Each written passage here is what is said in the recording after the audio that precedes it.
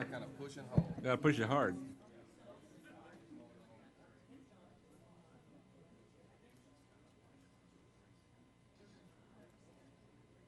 There. Oh, I have to push off. I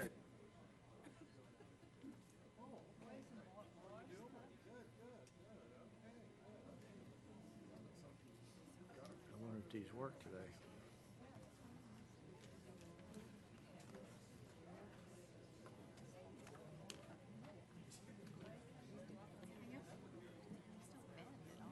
What?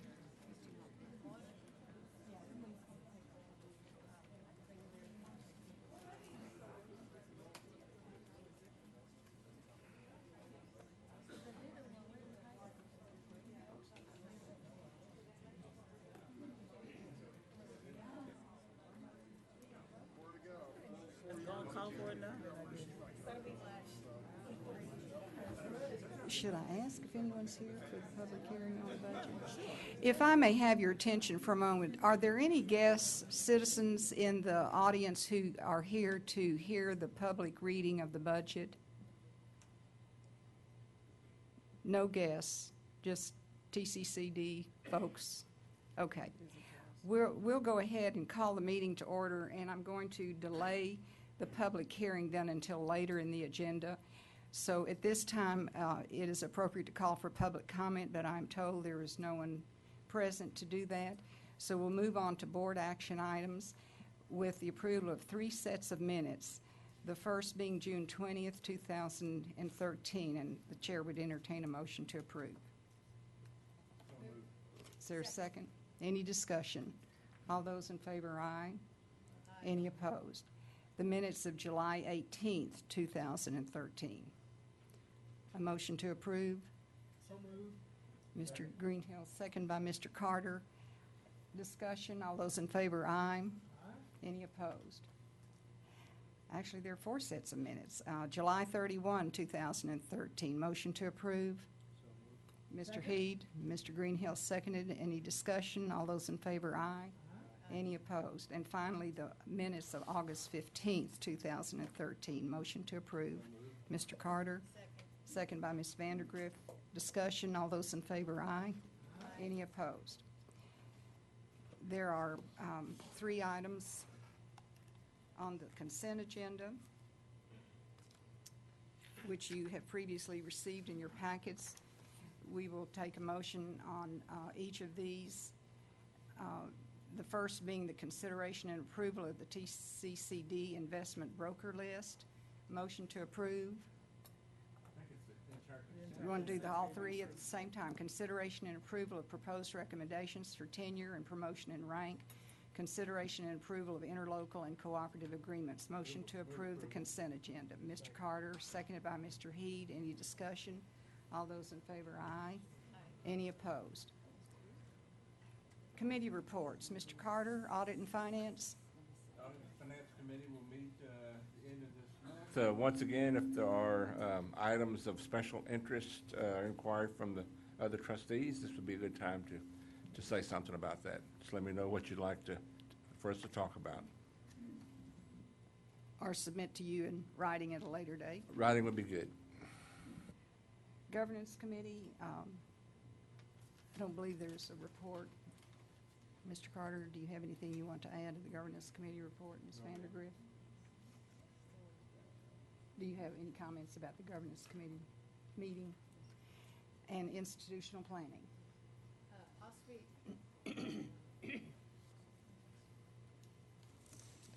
I'll speak quickly or briefly with the Institutional Planning Committee, just to let you know that we've all met and we've discussed that from our last board meeting. But I will tell you we'll be meeting again in September in hopes that we hear from Alamo on some public-private partnerships.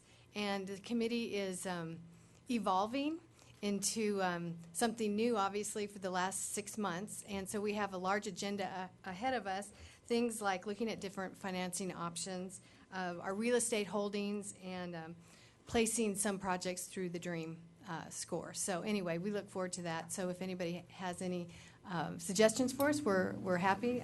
Conrad Heed has provided us a lengthy agenda to look at for the next few months, and so we gladly will go forward with that. So board members, if you have anything more to add, just let us know. Thank you. Mrs. Vandergriff, we have confirmed September 16th Terrific. for our visit from the Alamo colleges. Great.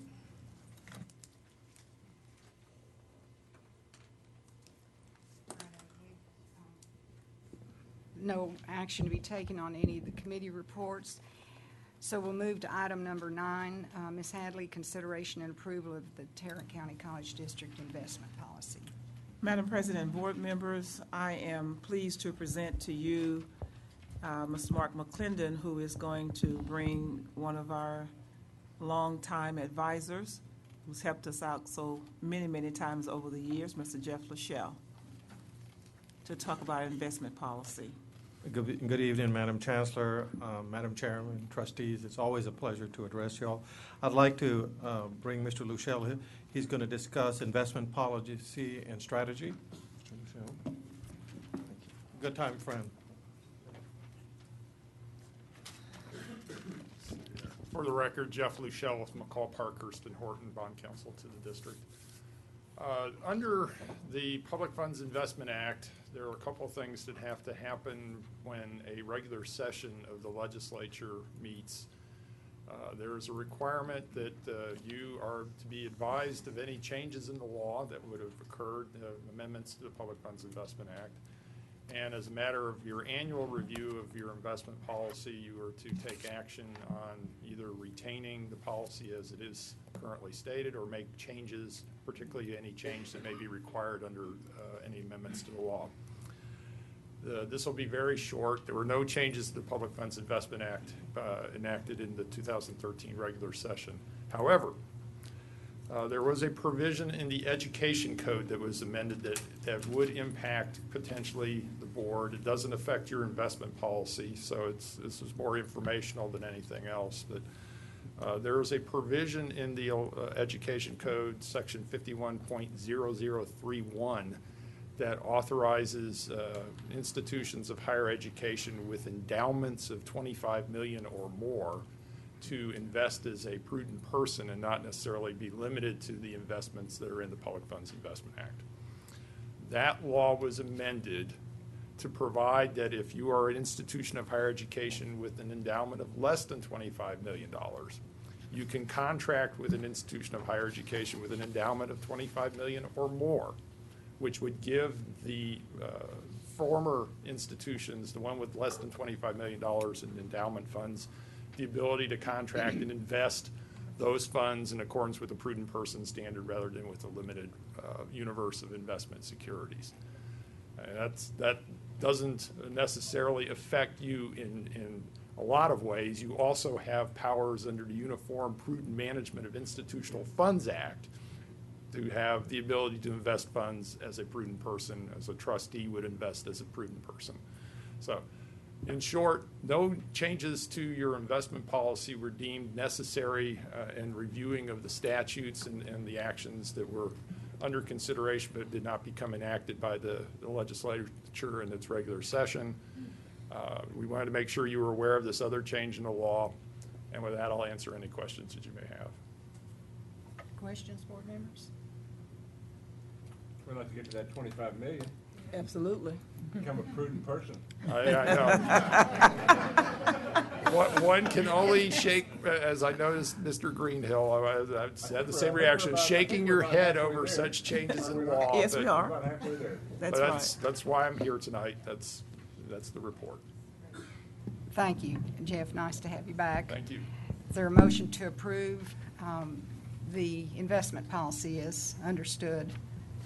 I would like to make one further comment to add to that we will, I'll make a motion that we will approve the investment policy as well as we're required to review and approve our investment strategies, which Mr. Mark, will you get up there and testify that also has not changed? Not testify, just tell us that, our our strategies are the same as they've always been, and they're prudent, and that we've reviewed them and so forth. You are correct. We have reviewed, they are prudent, and they have not changed. Okay, so I make a motion that we approve make a written statement in the record that we've reviewed and approve our investment policy and investment strategies. Second. Any further discussion? All those in favor, aye. Any That's the lawyer opposed? in me, I'm sorry. Thank you, Mr. Lachelle, for that great report. Item number 10, consideration and approval of the institutional plan. Ms. Hadley, Ms. Madam Peter President, I have asked a group of the KELP members to come and make a presentation before I ask you to approve the plan. As you know, we began this work about 18 months ago, I guess now, and it has been a very good journey for the college. We've turned over pretty much every stone in deciding that we needed to have a combined plan between facilities and academics. So the facilities side was led by Nina Petty, the academic side led by David Wells, and they had all kinds of sidekicks working with them. It's very difficult to do the academic planning without the student success and support piece, and it's pretty difficult to make any sense of it. To make very much sense of it without the technology piece. So we had the four KELP members, Ms. Petty, Dr. Wells, Mr. Marshall, Dr. Gates Black. And Tim And Marshall. Tim Marshall. Tim Five. Marshall, I Five thought I of said us. that. Larry. And Dr. Darling. Well, all of the presidents, Yeah. not just Dr. Darlich, but all five of the presidents who were here at the time. Carlos, you weren't here then, remember that? But all of them worked very closely with it. So Nina Petty will start the dialogue Thank you. tonight. Thank you, Chancellor, Madam President, and Board of Trustees. It's always great to be up here, and particularly great for me tonight because this has been a journey. You might recall on April 18th, 2010, you all adopted our Strategic Vision 2015, which you know outlined 3 goals, which had 20 supporting strategies. 2 of those strategies were 1.2, which was to develop an academic master plan, and 3.2, which was to develop a real estate master plan. Both of these are required by SACS, or Southern Association of Colleges and Schools, reaffirmation that's happening this fall.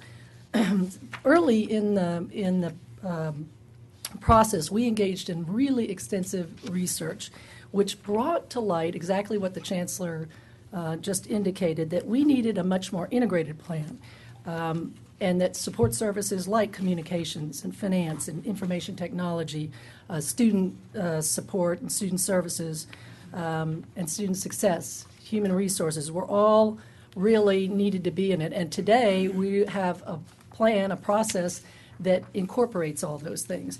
Speaking for real estate, particularly, it was impossible. I didn't understand how I could do a plan without understanding the needs of the academic side. Back in 2004, when many of us in this room were here, but some of us weren't here, looking at Dr. Wells, we did a facilities assessment plan, and then we refreshed it again in 2009, but it really didn't take in the whole needs of the institution. So 18 months ago, we began a series of activities that started with a futurist meeting that was really exciting.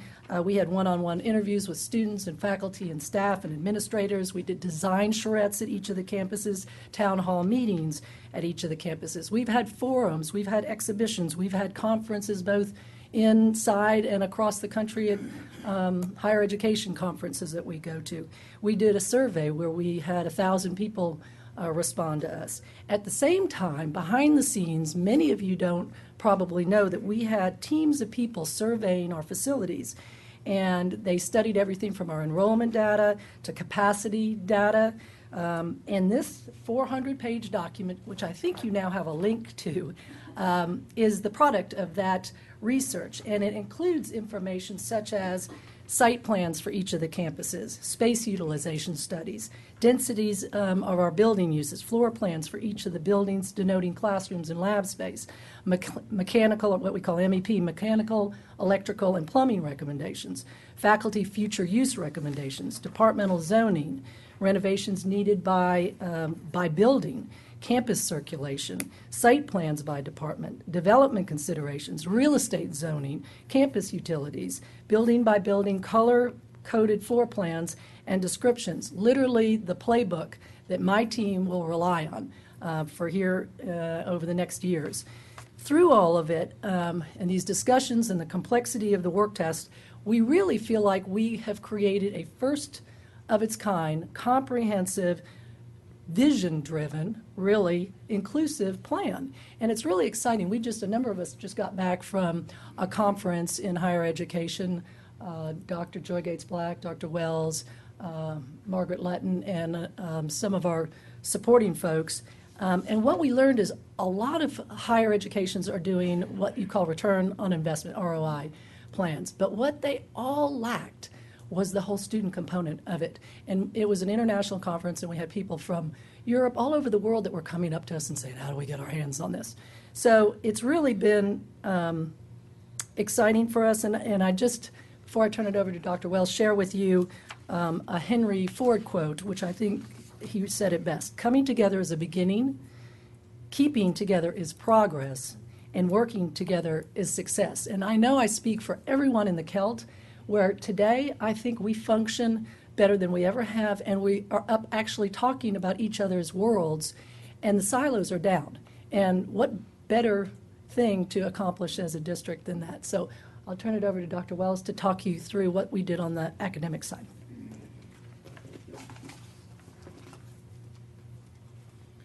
Thank you, Nina. This really all started out pretty simply. It was two little statements in the strategic plan. One says we'll create an academic master plan, and the other one says we'll create a facilities master plan. And between there and here, I'm reminded of another quote, one by Edna St. Vincent Millay. My candle burns at both ends. It will not last the night, but oh, my friends and all my foes, it makes a beautiful light. So there's been a lot of candle burning while this has been put together. We both of those parts are part of the Vision 2015. But as we moved into that work, and you can tell from what Nina said, and you can tell from the system that we created, that we really kind of left those fairly narrowly focused perspectives far behind in favor of something much more encompassing of the entire institution. Last week you said, Dr. Morrison, about the sense of coming together of the leadership of the college, and boy, you could really feel it as we moved through this process.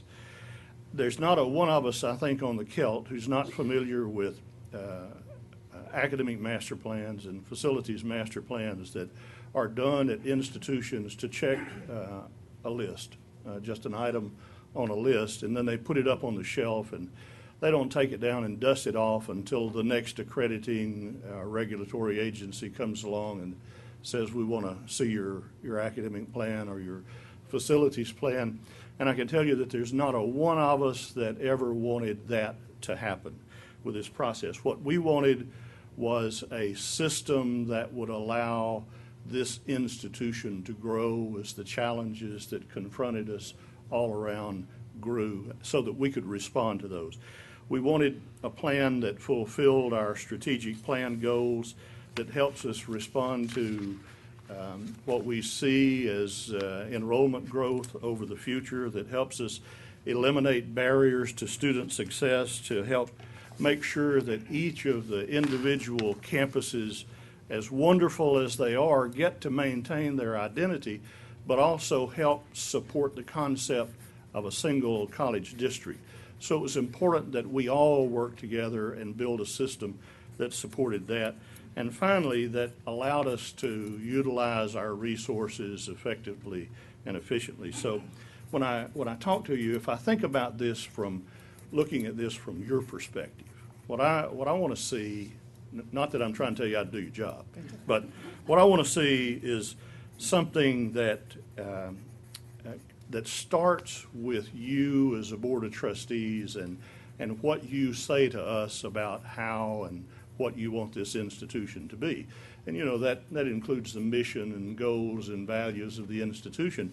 But you give us more direct guidance and direction too. When you approve an annual budget, you give that to us. When you provide the chancellor with her set of goals and objectives every year, you give that kind of guidance to us. And when you approve different kinds of initiatives that we start, things like Vision 2050 and Achieving the Dream, and then the other kind of guidance that we kind of intuit is based on decisions that you make about things that come before you. And so when you look at all of those things, we have to make sure that what we do is relevant, responds to you. We also want to make sure that what we do is inclusive, so that people at every level within the institution, from students to KELT members, had an opportunity to say in this process what they wanted to come out of it. It touches every part of the institution. It considers their input.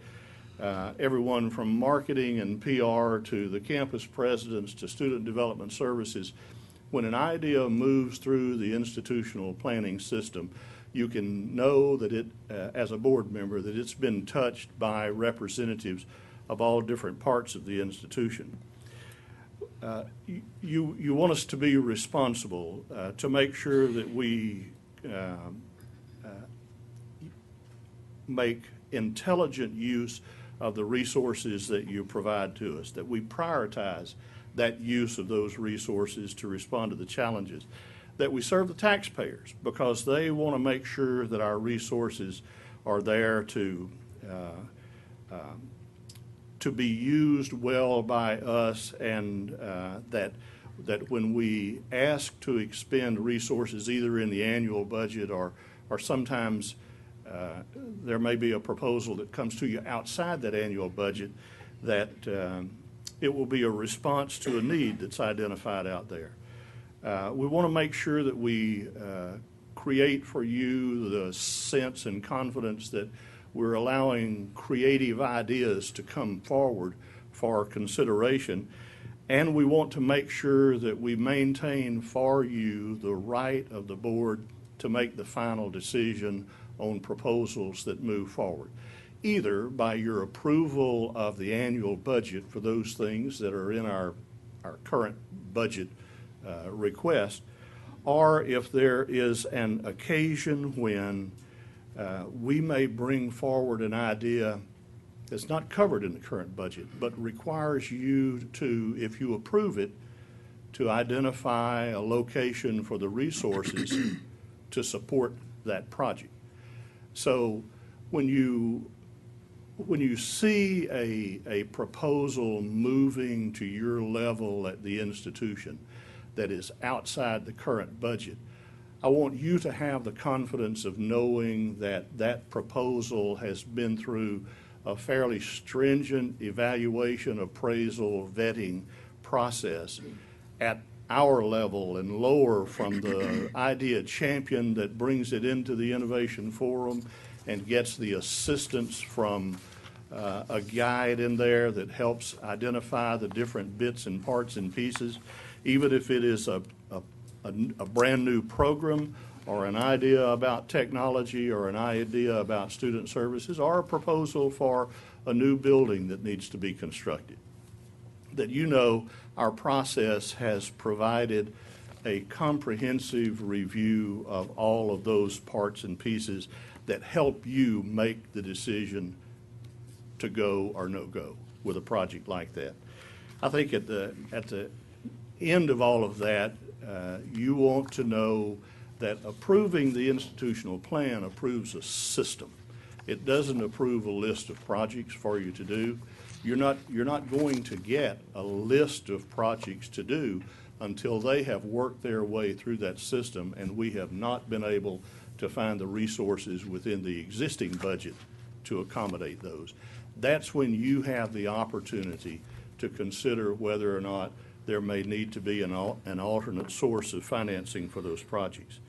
And at the end of the day, the question that we want to have answered for you is, will this project, and in a larger sense, will this institutional planning system allow us to do better as an institution those things that you ask us to do as a board? So if you look at just the system itself, it takes into consideration academic planning in all of its different aspects. It's the brand new program that gets started. It's a review and consideration of an existing program. If you look at it from a student development perspective, it's a consideration of new initiatives and new projects. They go through, no matter where it comes from, it goes through that appraisal and vetting process in the institutional forum. It requires a connection to all of the essential parts of the college. A dream score is generated for it. A community impact score is generated for it. And at the end of the day, the outputs that will come out of that for all of the different projects that go through there include a priority for that project, a business plan for that project, the identification of an audience, a marketing approach, consideration of the different needs that may occur because of a need for additional people or additional equipment or technology, any consideration for a regulatory agency that has to be incorporated into it, and an evaluation plan at the end of the day that helps us look at whether or not that program or that project was successful like we intended it to be. It is probably not a perfect system. We had some pretty good knockdown dragouts over some of the different pieces of it. When you think about the DREAM score, that's diversity, relevance, engagement, access, and metrics. We had to come together as a group and define a weighting for those scores. And the end result does not make me happy, but it was the end result of the greater group consciousness coming together and determining that that's the weighting that we need to use. It was close, as far as I was concerned, but I would have tweaked it a little bit. The good thing about that, though, is that we build into the system the opportunity to revisit those weighting elements over time. But we have to start somewhere. And finally, yes, it's probably not perfect, but boy, it's a whole lot better than anything that we had before. And I appreciate the opportunity to come in and burn my candle a little bit more. So we have asked, well, we didn't have to ask her. She came in and said, I want to be a part of this. Joy is going to talk about how this works with student development services. And Larry is representing the campus presidents to talk about how it impacts the campuses, although none of the others are hesitant at all to say their piece about anything. And then Tim Marshall will talk about how it affects budget work for him. So I appreciate the chance to talk with you about it. Thank you. Any questions of Dr. Wells? Any questions? Thank you, Dr. Wells. Oh, Mr. Green? I'll defer till later. Okay. All right. Chancellor Hadley, Mrs. Appleman, members of the board, as my colleagues have said, this started out as an academic master plan and a facilities master plan, but it's really become an institutional master plan, and there's no way that you could have that without bringing student success and students being in the center of everything that we do. Achieving the Dream brought about a lot of change at this institution. It started an era here at the college where we began to use data more to inform our decision making. And as a result of that, we've developed new programs, we've implemented new policies, we've developed new programs, and we've implemented strategies to help students to be more successful. Moving forward, it is highly feasible that this new master plan could be the vehicle to help us to continue to move forward, to help us determine the projects, the programs, and the ideas that we want to move forward to the next level using data again. We've made a lot of headway in the last 3 years, but we are nowhere near where we need to be if we're going to achieve our Vision 2015 goals, our Closing the Gaps goals, and our American Association of Community Colleges 21st Century Report goals. So we still have a lot of work to do, and this plan will help us to create a model for how we get there. I am certain that our faculty, our staff, our students, and our administrators all across the district have lots of ideas on how we can continue to help our students to be successful, but they need an avenue to bring those ideas forward.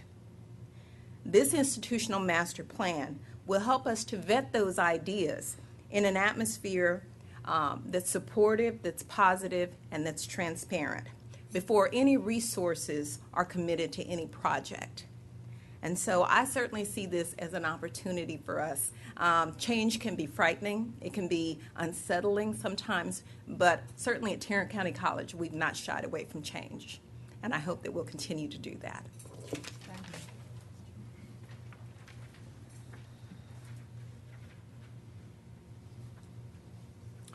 I'm speaking on behalf of the presidents, but as Dr. Wells mentioned, none of them are bashful, so I'm sure if I stumble, they will come and pick me up. But what I wanted to do is kind of talk about it from actual experience, having gone through the process. We talked about how it was developed, and part of that development is very important for all of the campuses because faculty, students, staff members were involved in the process, and that's very, very important. So there's buy-in from all of them. So then as we developed the budget, we, as a district, made the decision that anything over $100,000 should be vetted through this process. Each one should receive a dream score. And so we had the opportunity to define then for the faculty and the staff. The budget is always generated from bottom up.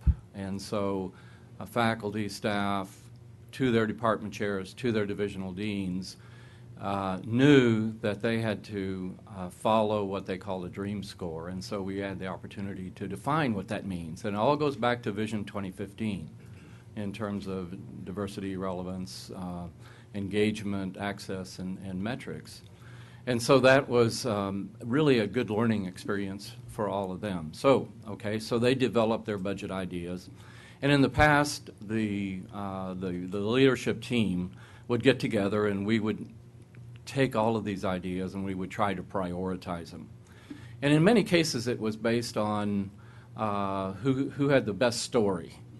It was more of a qualitative kind of prioritization rather than a quantitative. And I think the neat thing about this is it provides that quantitative aspect to it because we had to go through the process of developing a dream score for all of those major projects. And so you think about it initially and you think, well, everybody's going to give it a 10, but they didn't. They took it very, very seriously, and each one evaluated even their own projects. Well, that doesn't deserve a 3. That probably should be a 2 or a 1 because I just can't justify, that it does that particular thing. And so we came up with dream scores, and everybody was pleased with that because they knew they had gone through the same process, that it was quantitative as much as possible, and that's the way it came out. And so it allowed us then on the campus to take those ideas that bubbled up from the bottom, and then the ones that really came to the top really deserved to be at that level. And then at the district level, the presidents would get together and do the same thing. So I think and I've been through these processes. I'm old enough. I'm old enough to know about master plans and all of that. And we've had master plans that after a couple of years, they don't make a lot of sense anymore because things happen, things change, and they change very, very, very rapidly. And so even more today, they say as you get older, you know, things change even more rapidly. And so, so they are changing. They're going by really fast for me. And so anyway, but I've seen plans just kind of after a couple of years, they don't make any sense anymore. This, however, is a dynamic, fluid plan that really should have no shelf life, because every year we're going to tweak it, or we can tweak it, and then it becomes something that is, again, relevant to what we're doing. So that kind of gives you some idea. Any questions from the campus perspective? Thank you very much. Thank you, Larry. Tim?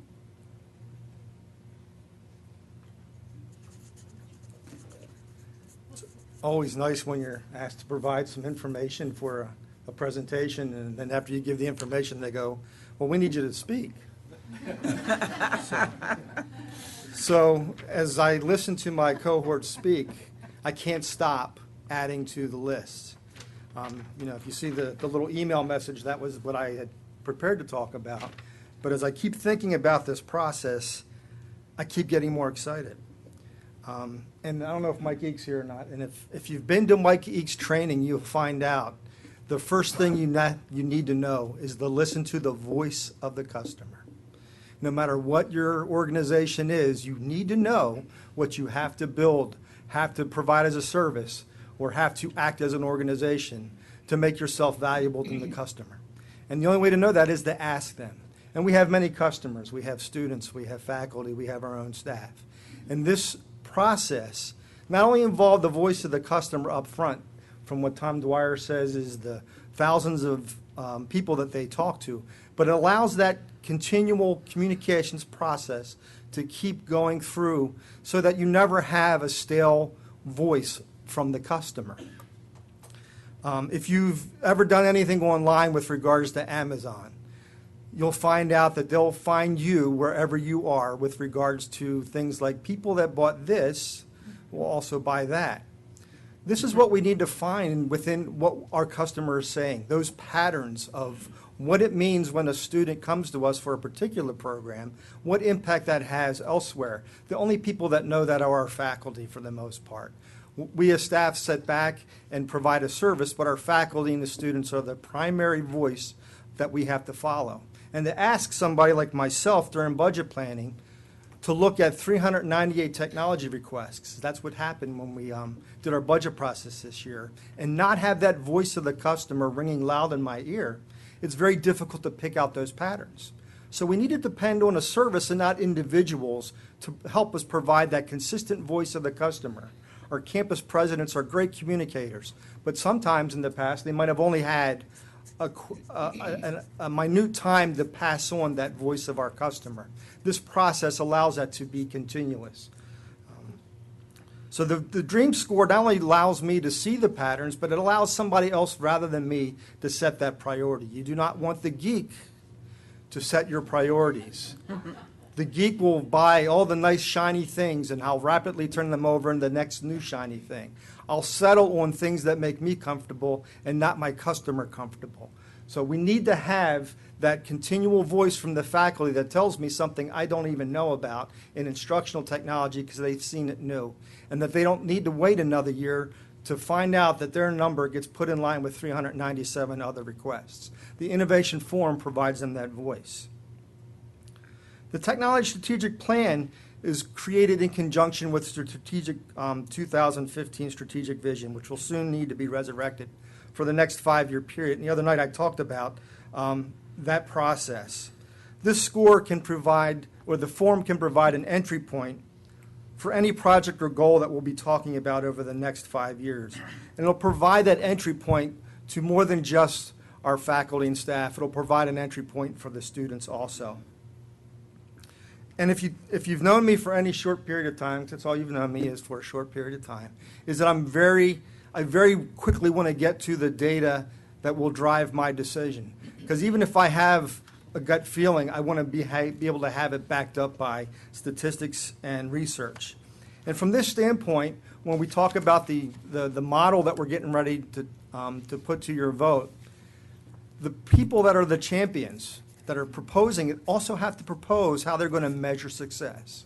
That's part of the dream score, the metrics piece. That's a wonderful item to have when somebody's giving to you a project that you might not believe in. This is how we're going to measure success. That becomes, from an institutional research point of view, nuggets of gold. We can line up the projects along with their measures for success, and over time, support those that make sense to support and also sunset those that don't succeed. In the past, projects get put in place, and sometimes they just live their own life. Nobody ever turns them off. Academic programs with dwindling number of students. How do you turn them off? You have to have those measures of success. So that's kind of what it means to me. I also want to bring a little bit about my background. I have provided for a number of years my talents to a number of colleges and universities with regards to strategic planning. And when I first saw this process, I was skeptical because I didn't see it on the surface, the quantitative and qualitative measures that were going to be put in place behind it. And I challenged, along with a number of other members of the CELT and the community, the team to make sure that if we're going to do this right, we have to do it with respect to making things easier to make a decision, but that makes it harder to plan. This is a very data-driven and measurable model. All along the timeline, we made sure to put in place metrics that we will use to measure ourselves. And from a planner's perspective, for those that come after us, that makes it very valuable for them. They will really be able to discern how and why we make the decisions that we make today, as opposed to wondering why, when you look at some plans that have been put out in colleges and universities, what were they thinking? All you have is a paragraph wrapped around a lofty goal. Here we have much more than that, and I'm excited to be able to work in that environment. And I'll pass it back to the Chancellor unless you have any questions. Well, thank you so much, team. That was very wonderful explanation of what the institutional plan is like. And I guess you certainly know, board members, if you didn't know before tonight, that it's called an institutional plan because it is so institutional.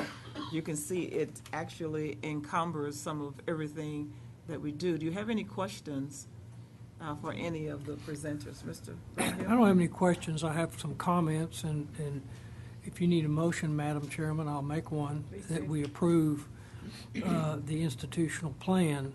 I can assure everybody. Mr. Greenhill, let me call for a second, and then we'll have discussion.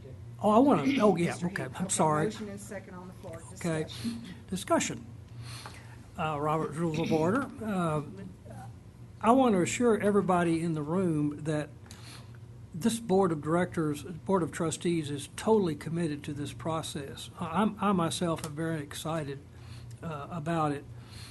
I guess it's been 2 years it's been in the process. One of the things that, well, I was going to say that I think it was last year, Chancellor, that some of us were at the ACCT conference, and our presentation was packed because we were talking about this very subject and what we were doing. I hope that when we're at the ACCT this year, that if we give a presentation, we'll give a follow-up, and that the room will be packed again, because I've talked to trustees all over the place, and people are very inquisitive about this process. I want to make an example, Dr. Wells, of what you're talking about, what's frustrating for me as a trustee. I'm going to coin a phrase use a phrase that Nina Petty used is we have pay as you go and veto as you go. I don't. She probably doesn't want me to say that, but I asked Mark McClendon to give me some figures on the Energy Technology Center, which I fully support. But to date, we've spent $2 million on it on studies. I don't know how long this has been on the books. I wasn't here. $2 million is spent on the books. If we approve the budget, $17 million will be approved for this year. And then next year, we've got to have $26 million to put into the pot. Poor Chancellor is going to have to find $26 million in her budget, and y'all are going to have to sweat to see if we can have that $26 million to complete the project. I think that the great advantage of this program is we want to do something, the board wants to do something, you want to do something, we put it into the implementation committee, or, you go through the plan and so forth and so on. And I believe our consensus is on the board is after we said, we really want to do this, and I'm taking the Chancellor's, I talked to her at length on this.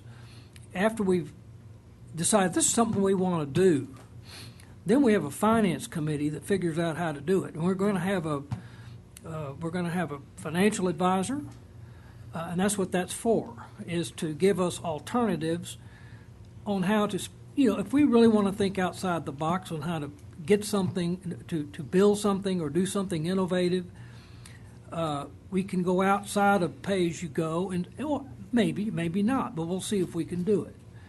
And this is what really excites me about this plan. And I really, really am looking forward to the implementation committee and what y'all are going to be doing, because you've got some exciting stuff you're going to be doing. But otherwise, I think I'm in full support of this plan. I have been since the beginning. So that's my little statement in support. Other comments? I'd just like to say also that I'm very supportive of this process, and it really came home to roost last Thursday at the budget workshop. And I have to say, Dr. Darlidge, you more or less captured the essence of our journey for the last 10 years when we identify projects. And we really appreciate the opportunity you have as presidents to be independent at your own campuses, to create the learning environment that you envision. But on the other hand, through the process, say in the last 10 years, what project or what things we do come with maybe the best story. And so I had great gratification at the budget workshop hearing all of you talk about the things that rose to the top, and we knew deep down that it had been vetted not only from you all but from the ground up. And I think going forward it's really exciting. I think today is students have incredible needs. We have lots of wraparound services, but we are adapting, we're responding, but today we're leading the charge as best practices, and this is the plan that will get us there and continue.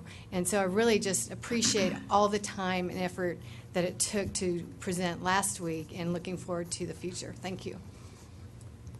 Mr. E? If you'll hold the button. Yeah, held the button. I agree with all of the above. What I am very pleased to see is that everybody seems to have bought into this system, and this system provides such an objective decision-making tool for everybody to use. So it's not like one campus against another campus. It's taking a look at each project and seeing how that score fits. I mean, how all of you come together and agree on what is the most important things that we need to be working on. And I think that's tremendous, and I support it 100%. I just have one other thing to say, that I know that you work with this every day, so we might be slow at the vernacular, but we're getting ROSI, is return on student investment, we're getting the DREAM score, we're getting the innovation forum. So we're not slow learners, it just takes us a little bit of time on the daily piece. Mr. Carter? One more, as the Star-Telegram reported, in Arlington, we used to have all these master road plans, thoroughfare plans, master land use plans, master this, master that, and this is pre-computer era. You put the study on a sort of a library down City Hall, and as reporters, we would draw a pencil line on the edge of it with a date and see how long that study would sit there before, and sometimes they would never move, which meant that we've expended enormous amounts of money for studies that then collected dust. And my hope is that this is a living document, that we're going to use it, that it's not going to collect dust, that it'll be a guide. And I guess the most valuable thing I found it is that it's so hugely participative across the breadth of the campus, that we can give us a guideline, and I have no doubt at all that we will change it, but I hope that we do keep going back to it and make maximum use out of it. I just have one more comment. Madam Chancellor, you know I have a passion on public relations, and that public relations or appreciation is number 14 on the priority list. I hope that that's not really, that I think that branding of this, I know this it's not 14 because it's not going to ever be utilized, but I think the branding of our community college and appreciation of what we do is something that's very important. And I hope that number 14 doesn't mean it's going to be forgotten. I just wanted to. Mr. Greenhill, I assure you that you could probably ask about anybody in this room about public relations and marketing, and they will tell you that I don't know what number you're talking about. Well, there's a priority list in here. Priority recommendations. For priority recommendations, but you know they're all number one. Okay. I was going to say, we've been I known, understand. I just wanted to work on 14 at a time. As a matter of fact, that's generally the concern that we have. 14 at one time. I want to say a couple of things. When you talk about a living document, I'll take you back to about 1.5 years ago when we were talking about a new center at Alliance Airport. And you approved money for us to do a feasibility study and look at some things, and it came back with a couple of options. The option that was most desirable was around $100 million. And it was something that, when you put it through the Innovation Forum, the Dream Score wasn't high enough to support that kind of expenditure. As much as the community said it was needed, and you'll recall we had a significant number of industry experts come before you and tell you all of the things that were going on. And then along comes the opportunity to buy the Bell helicopter facility. It goes through the Innovation Forum. It shoots way up there in terms of priority. That's a perfect example of what this institutional plan is able to do for us. So when we looked at the Northeast Campus Performing Arts Center, at the very beginning, as we looked at it, and we thought, well, we put it through the Innovation Forum, not really enough money there, and didn't have a high enough score for us to move forward with. Now we're on a different path, and it may be that we may be moving forward in a different direction. When we were looking at whether or not we should do an early college high school, one of the first things that Bill Coppola wanted to do was put it through the Innovation Forum and see if he was going to get a good dream score. He dreamed all night about it before the next day. And that mental telepathy, he got a great dream score, and it got, pushed way up.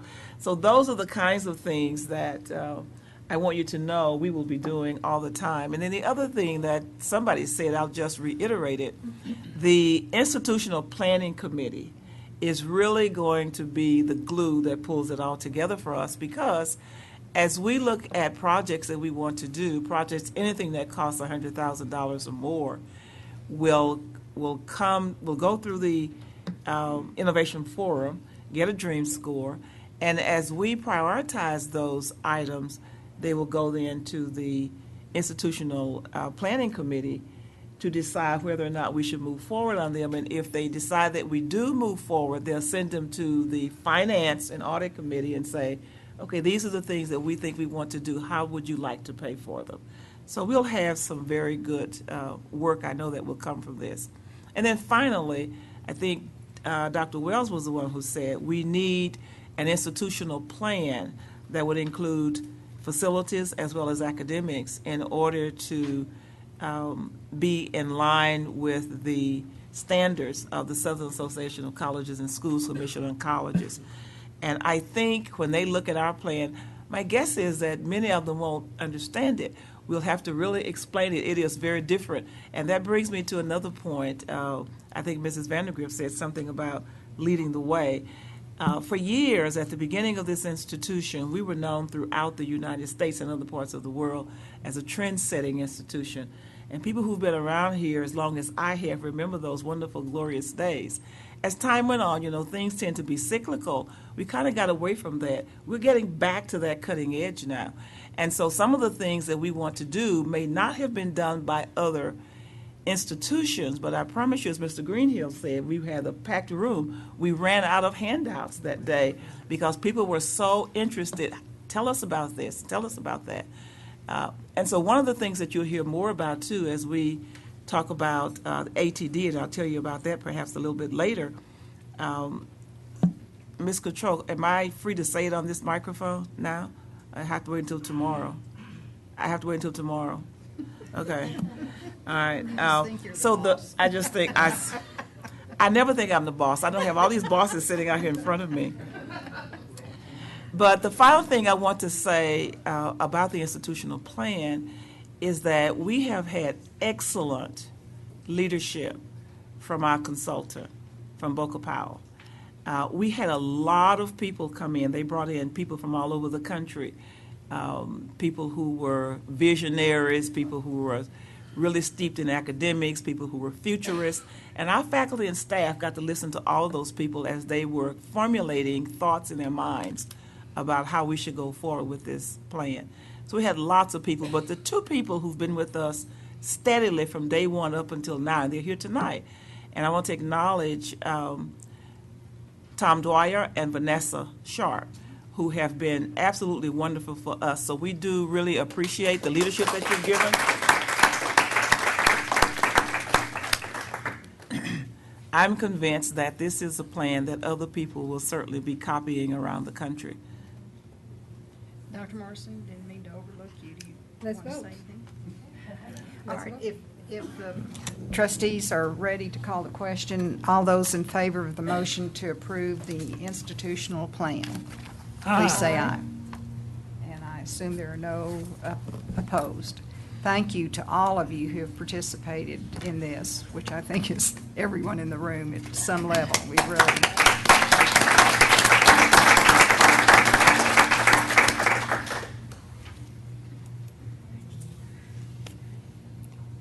All right, now we will consider and hopefully approve the early college high school proposed for the Southeast Campus, the design and construction delivery methods. Ms. Petty?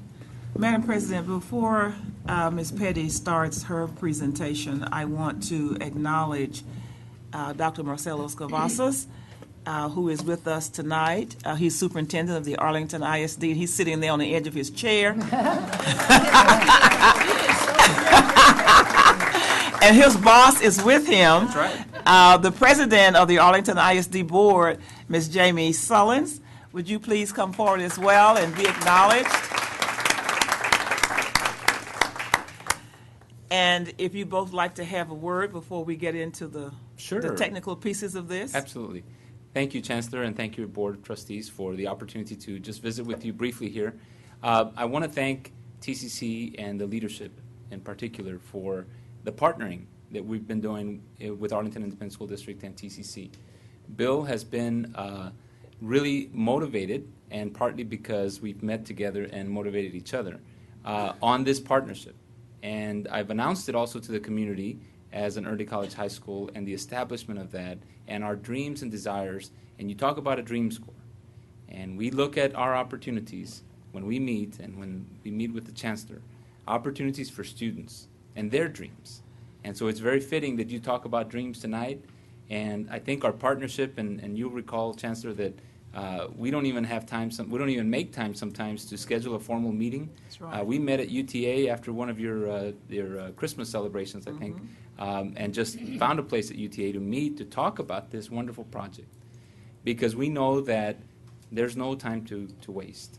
And so if you sense a sense of urgency, and people do, if you know me for any short period of time, you know that I'm tremendously on a sense of urgency to meet the needs of students. In an early college high school, at TCC Southeast and in Arlington, is another piece of that puzzle in our transformation efforts in our school district, that we've gained tremendous momentum with our community. And so I want to thank you before you vote. Obviously, I hope you vote the way I want you to vote, but before the vote, to thank you for the partnership, thank you for Bill, thank you for Chancellor for your encouragement and our many, many meetings in the interest of students and those young kids that will benefit tremendously for years to come from an early college high school. Thank you. Madam President, Chancellor, Board of Trustees, I am very excited to be here this evening. We have, like you, been going through a strategic planning process in the Arlington School District, and for a number of, it's about 2 years now, been going through some very similar processes, but what we know is that our students need opportunity. Our students need access to higher education, and I couldn't be more pleased than the partnership that we have with TCC and the programs that we have developed hand in hand over time and the opportunities it creates for students. I was saying earlier this evening, it is one thing to be proud of, to open doors for students. It's another thing to create new doors to open so that more students and more students and more students have opportunities like they could never have and may never have access without our active participation with one another. So this evening I would like to thank you for your consideration. I eagerly await your vote. Thank you. Thank you both.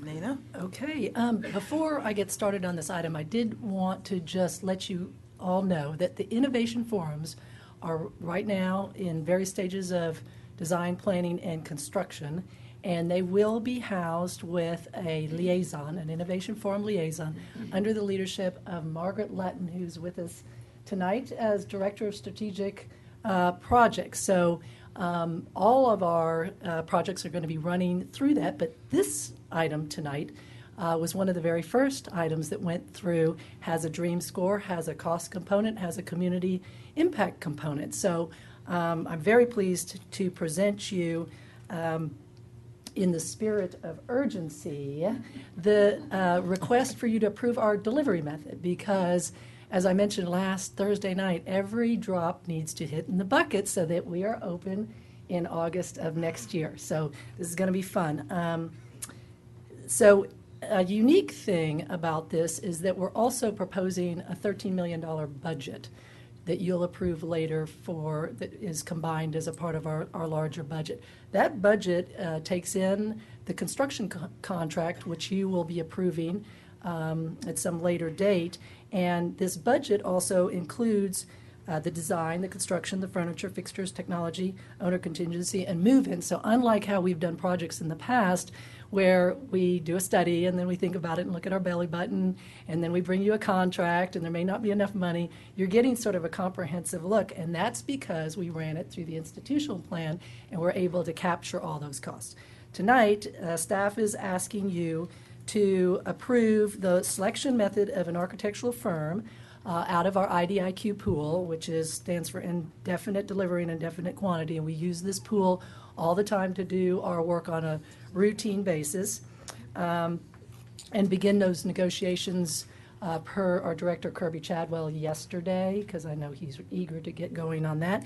And then, similar to what we did with the energy technology building, to do our construction with it's called a CMAR, which stands for Construction Manager at Risk contract, which really allows us to have them on board at an early stage and helps us be able to really build it in a much more efficient manner. So that is the request for this particular item tonight. So it's really not a money issue. It's more about service delivery for how we're going to get this done by August. And we're ready to roll. So, Is there a motion to approve?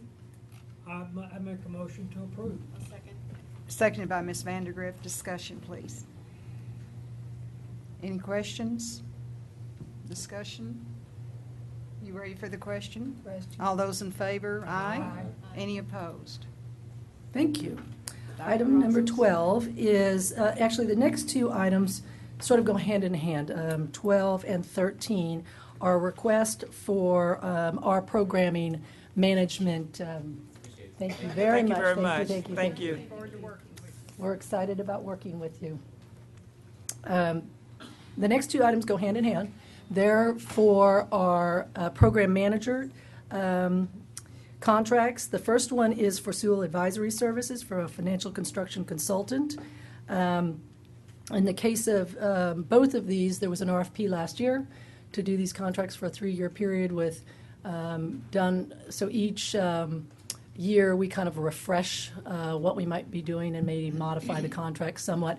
They're both on a not-to-exceed basis. This one's for $757,800. And again, on this first one, I look at this as sort of preventive management on how we do things to prevent issues that come up, because their skill sets are a bit outside of what we have internally in the organization and help us keep us checks and balances, which I can tell you makes me sleep better at night. So I'm asking approval of this contract. This is item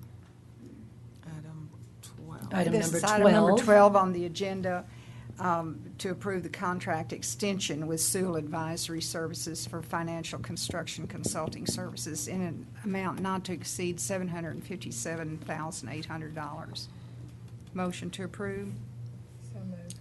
Dr. Morrison, is there a second? Mr. Heed, any discussion, questions? Mr. Carter? I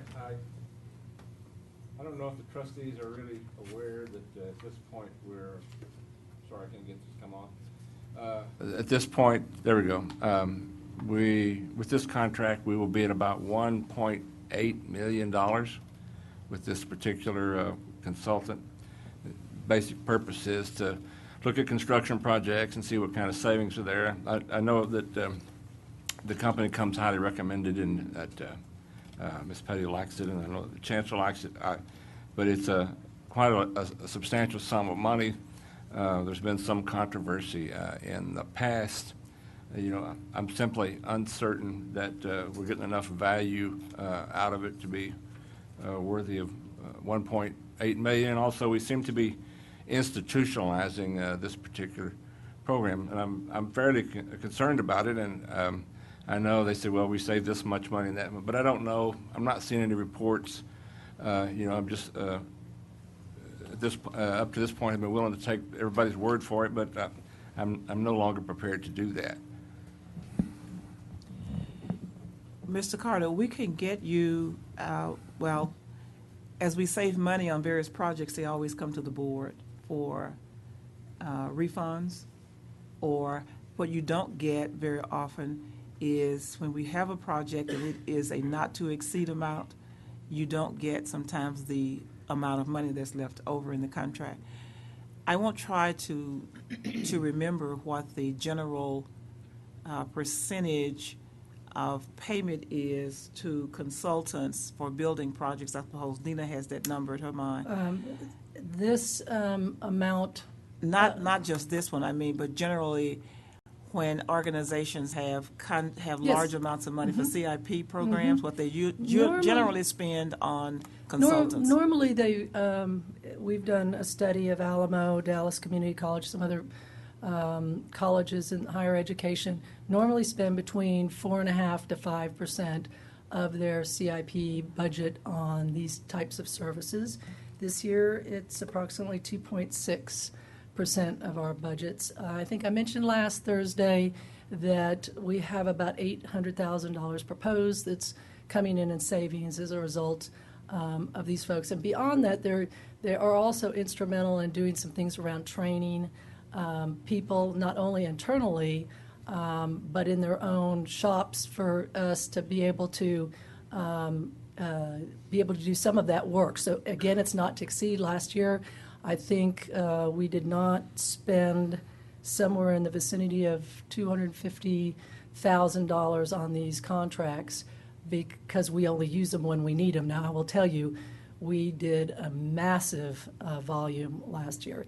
So most of that was managing projects. This year, one of our big initiatives is with, you've heard me talk about eBuilder, our project management software. That is an extraordinarily complex system that's going to get implemented into our group. And these two companies are instrumental in doing that because our guys got their heads down and are running, and it allows us to be able to manage our things looking beyond the end of our nose and putting in systems that are going to help us be a little bit more autonomous over time. So I predict that some of this, we're not going to be spending it, but I would also say when I use the figure of 2.6, we're really pretty conservative compared to our compadres out there and what they're spending on these kind of fees. I'd be more than happy, Mr. Carter, to sit down with you and go through where we think the savings and value is on any of these contracts. But again, I look at these as preventive maintenance in terms of how we run it, insurance policies, to ensure that we're doing things appropriately, checks and balances. And to date, at least the 3.5, almost 4 years I've been here, I think we've demonstrated that this is a pretty good program. Again, we RFP'd it out last year, opened it up to the market, and they, the Chancellor and I were not on the committee. So though you say we like them, we had nothing to do with the decision, to be real honest. It went through a team of professionals that were in our teams of both our procurement team and our facilities real estate team. So it was a number of people that did the evaluation and chose these folks. So There is one other item, too, that I'll add about the Sewell company, and that is that he's been able to help us in many instances with disputes that we have, that we would probably would have had to pay an attorney anyway to come in who would not have understood perhaps as much as he does. And so we've been able to settle issues just because of the expertise that he brings to the table. So he actually functions for us in several capacities. And you're right, Ms. Carter, I've been very pleased with the product that he has given us.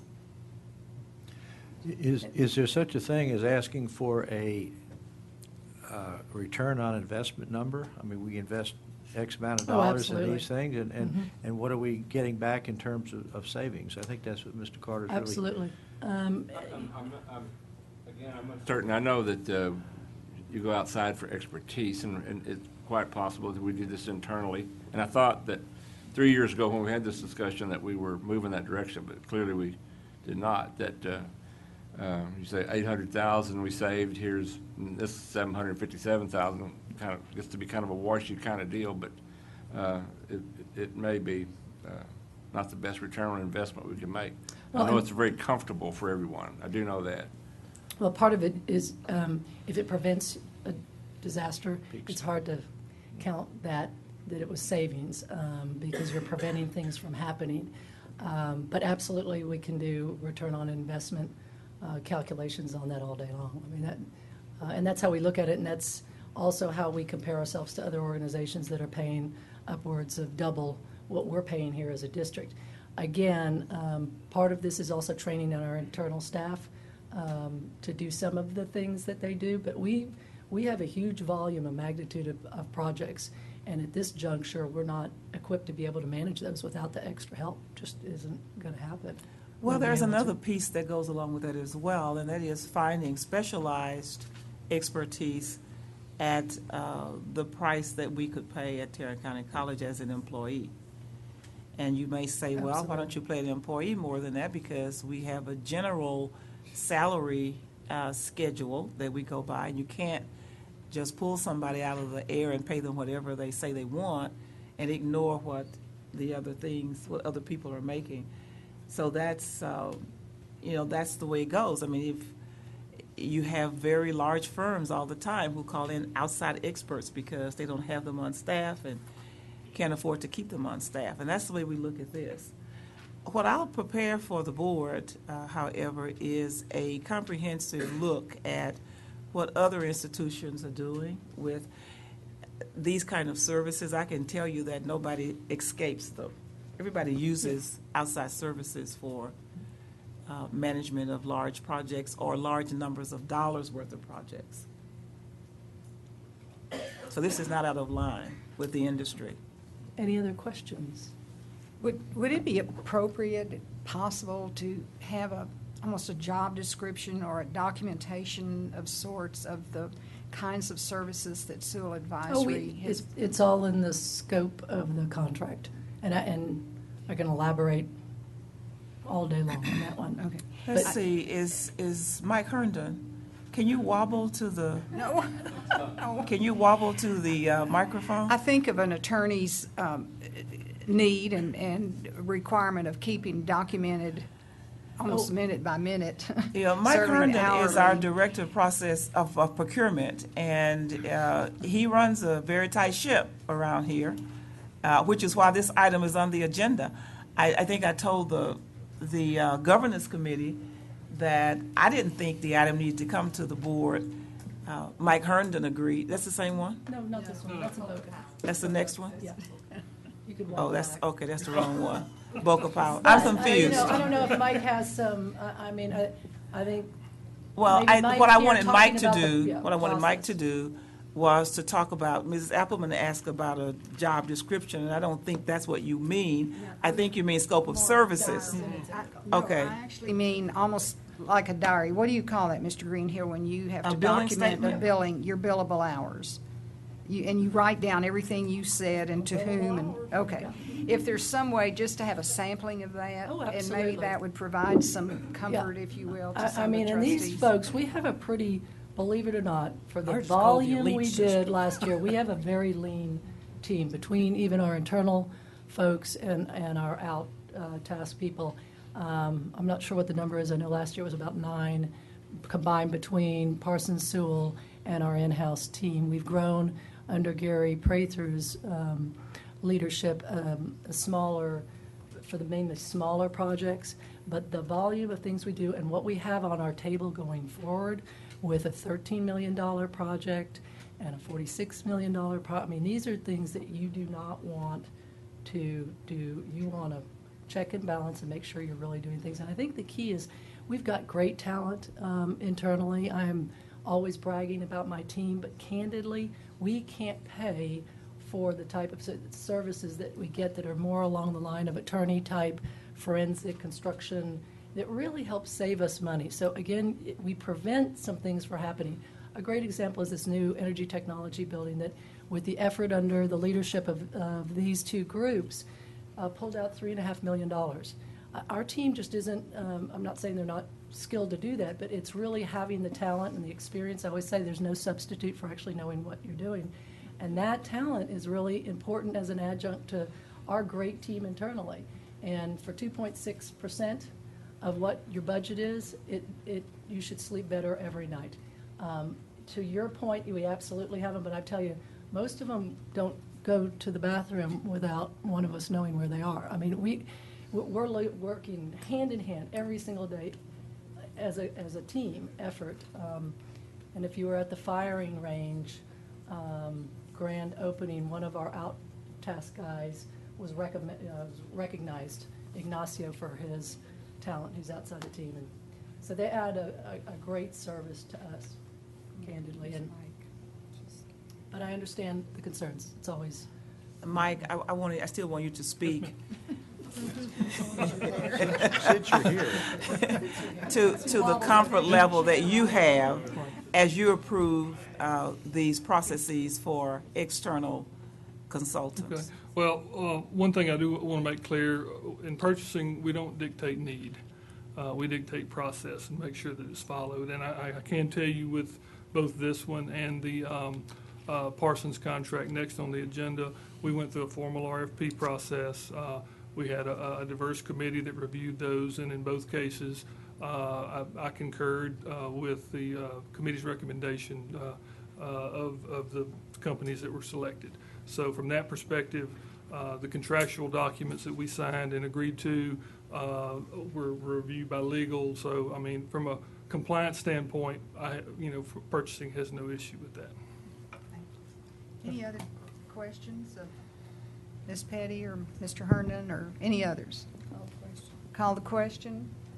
All those in favor of the extension and approval of the contract with Sewell Advisory Services in the amount of $757,800, please say aye. Aye. Any opposed? Mr. Carter. Okay, item number 12. Number 13. I'm sorry, 13, the consideration and approval of contract extension with Parsons Environment and Infrastructure for Program Management Services for TCC Capital Improvement Program CIP projects in the amount of $1,084,292, not to exceed. yes, not to exceed. And again, we will work hard at managing those numbers, so. Would someone like, Dr. Morrison moves to approve this contract. Is there a second? Second. Mr. Carter, any discussion? All those in favor, aye. Aye. Any opposed? Number 14, consideration and approval of contract with 2CMD for sidewalk improvements at South Campus not to exceed the amount of $359,747.24. Motion to approve. Second. Ms. Vandergriff, and a second by Mr. Carter? Second. Okay. Any discussion? All those in favor, aye. Aye. Any opposed? Motion passes.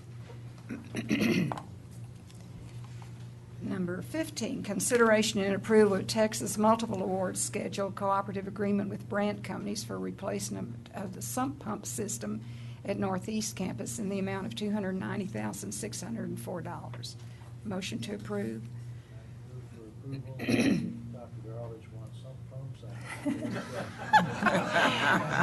Mr. Heed moves and Mr. Greenhill seconds the approval of this contract. Any discussion?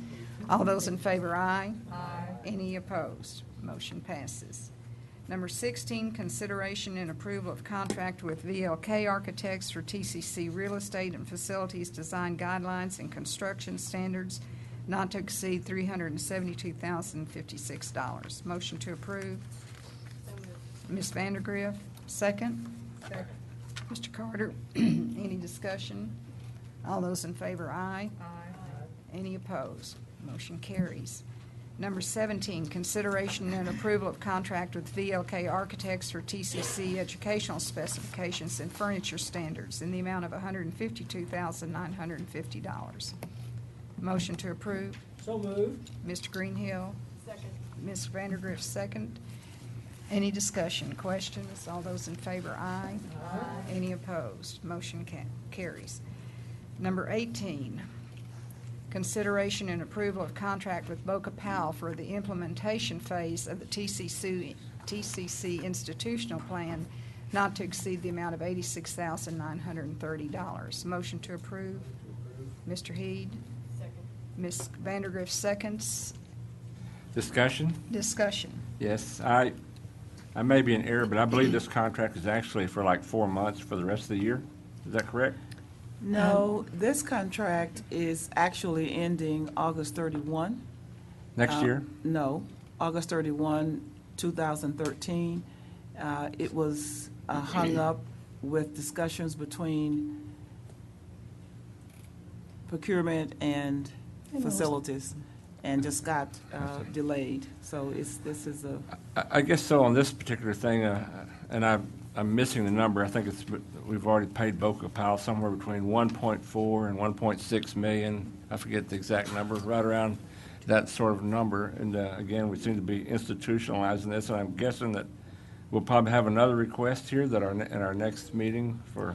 Yes, there will be one more request for about the same amount of money at the September meeting, but the first money that we paid to BOKA Powell was for the actual institutional plan.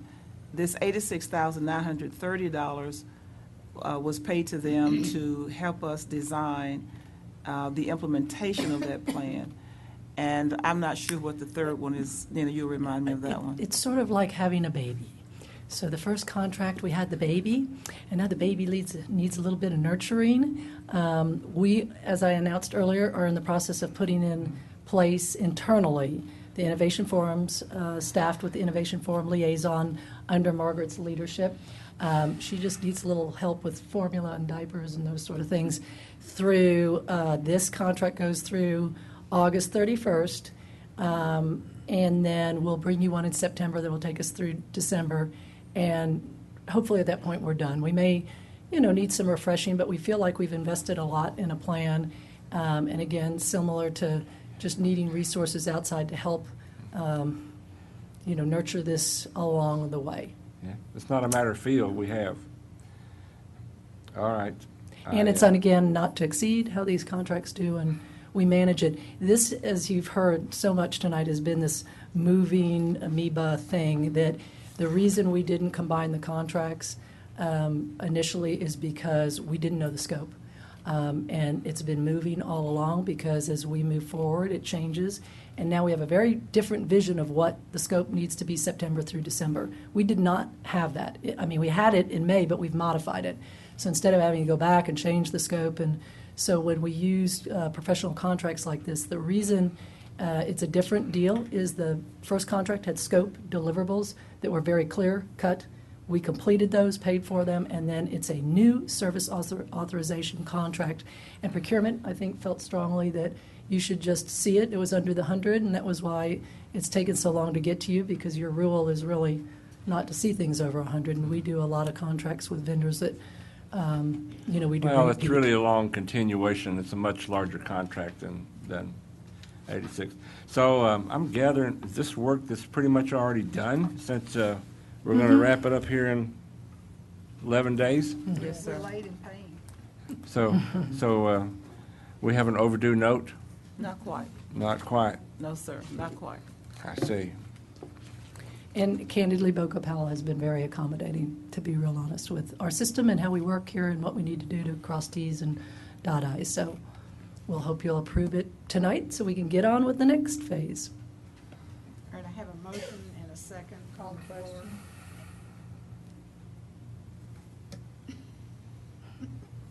I have a motion and a second on the floor.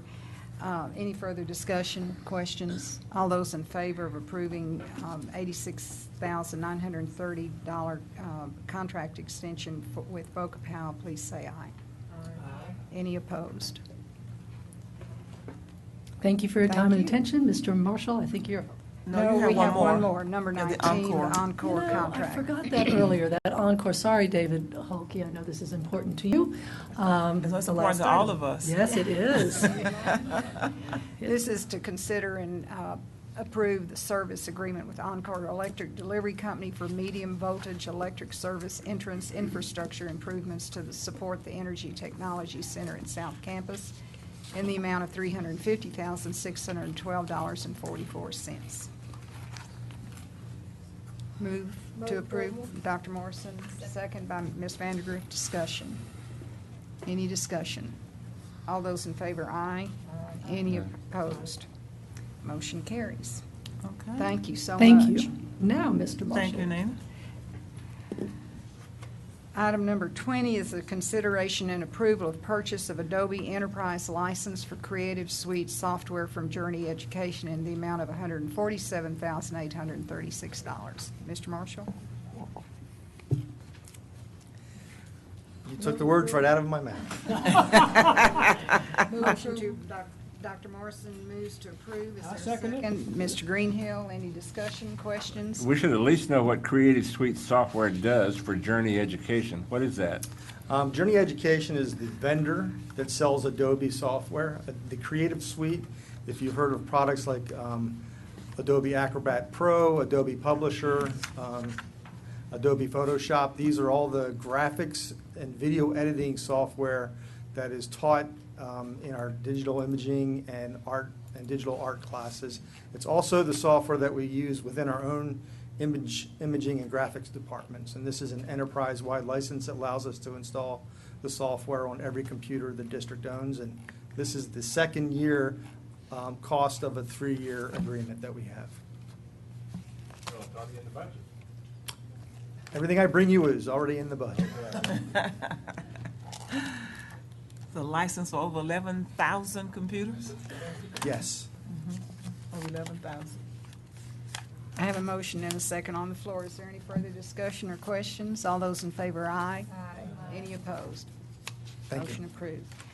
All right, we are now ready to move into the public hearing and presentation of the 2013-14 budget, but I'm thinking we're going to take a little 5-minute break. Is everybody okay with that? Very much so. That's really good for me. Reading or working?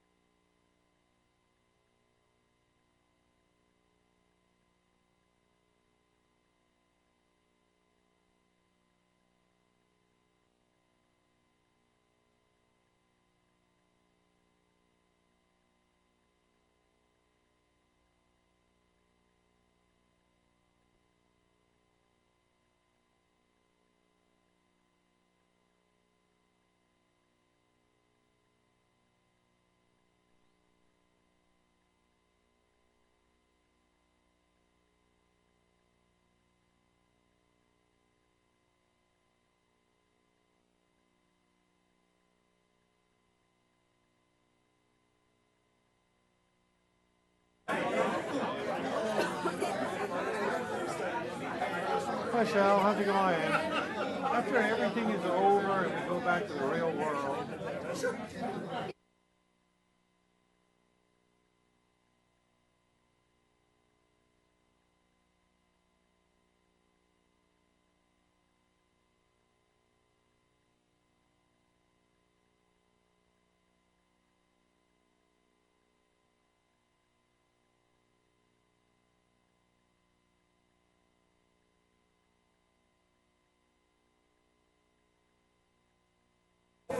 Ladies and gentlemen, if you will take your seats, please. Did you know that they brought gift bags for the board again tonight? Somebody, they're in the boardroom, and everybody got theirs the other night.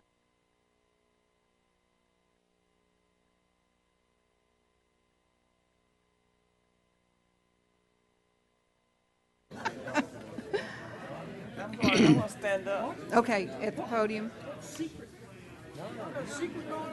All right, now for the most exciting part of the evening.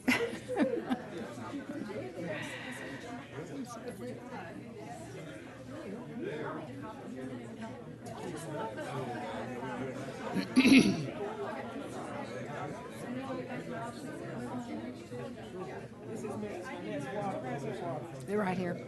Mm-hmm. I don't know why I'm...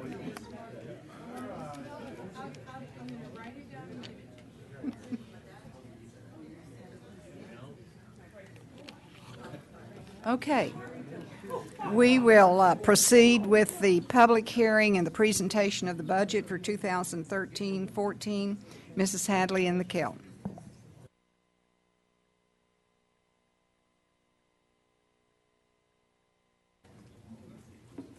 I just want you to take a look at the screen while I get myself.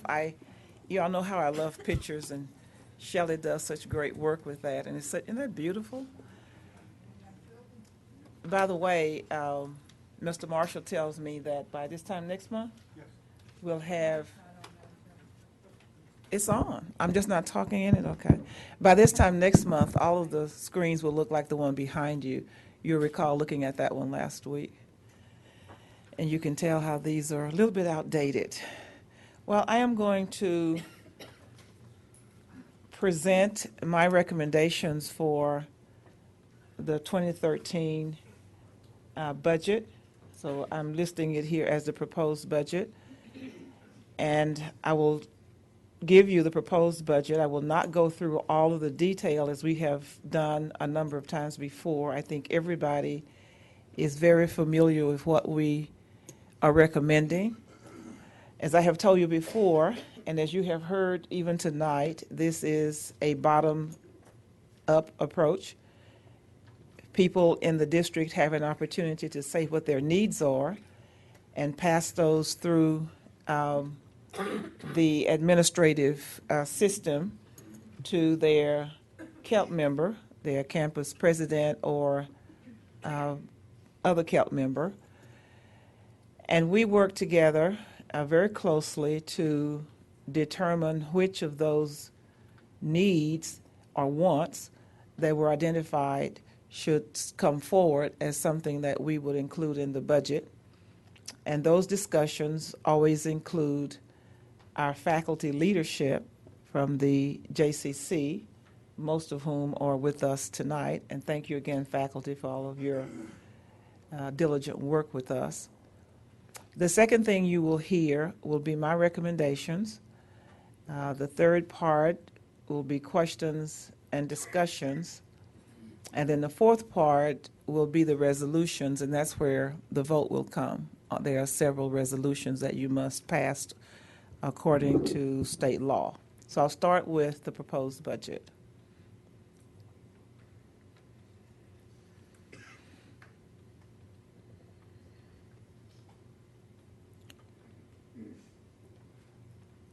On the left-hand column, you will see this is the income budget.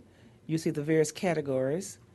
The second column will be the fiscal year 13 budget, and then the third one is the current, 13 is the current year budget, and the next column is for the fiscal 14 budget, 13-14. The last column gives you the increase or the decrease in that amount. And as you can see, our state appropriations will go from 51.7 million to 54.4 million. Maintenance and operation tax will go from 139.3 to 148 million. Tuition and fees from 58.6 million to 61 million. Indirect cost and other from 6.3 to 6.5. Interest income, pretty much no increase there. Designated reserves, no increase there. So you have a total for 2013-14 of $275,831,981 for an increase then of 13.966981. So almost $14 million increase this budget over last year. The tax revenue capital improvement projects from 33.6 to 33.6, no change there. Now, Ms. Petty just talked about projects a few minutes ago that we will certainly have more money than that in projects, but that's the current amount there. And then total operations and maintenance and CIP would be $309 million, up from $295 million, or $13,966,981 increase. And then, of course, at the bottom of your screen, you see the sinking fund taxes increasing by $724,000. Same items for interest, for a total sinking fund tax of $724,000. Total income then is $14,690. $690,981. So that's the income budget that we're working with. And now for the expenditures, you'll see that in general administration, we're increasing 9%, going from 23.5 to 25.5. Student services increasing 7% from 18.2 to 19.9. General institutional expenses increasing 7%, going from 17.9 to 18 million. Staff benefits increasing 11%, going from 31.6 to, that's a decrease, 11% decrease, from 31.6 to 30.7 for a $908,000 decrease. Instructional costs increasing by 1%, going from $116 million to $124 million, or $8.1 million increase there. Learning resources increasing by $256,000. Physical plant operation increasing by $359,000. And contingency going from 13.2 to 15.5 for a $2.2 million increase there, for a total operation and maintenance budget increase of 13.966. So the new budget amount there for total operations and maintenance is $631,981. We have no non-mandatory transfer changes. So total operations and maintenance transfers increasing by $13,966,981. Debt service again there, $724,000. Total expenditures increasing by $14,690,981. And at the bottom of that expenditure, you see salaries increasing, going from $149 million to $159 million, for a $10 million increase. Staff benefits from $31 million, again, that one's down to $30.7 million. Fixed charges increasing by $412,914, and operating expenses increasing $4,244,218, or 27%. So the total increase in the budget, again, $13.966 million.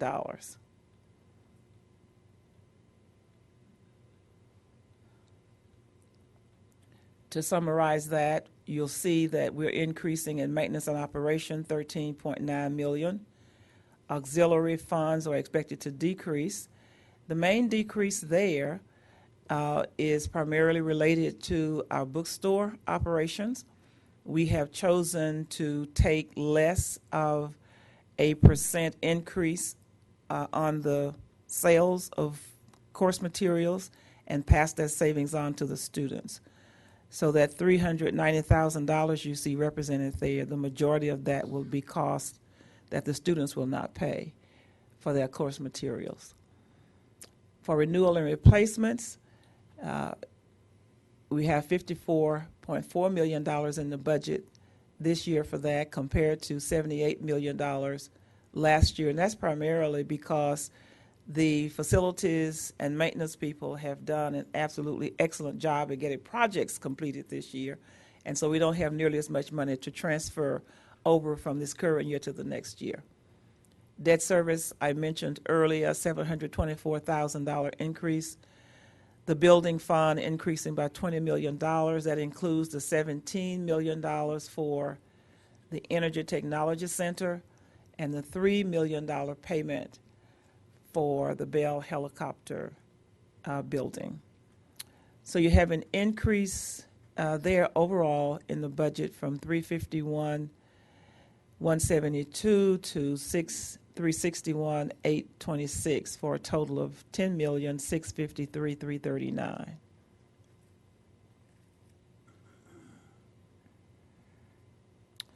My recommendations.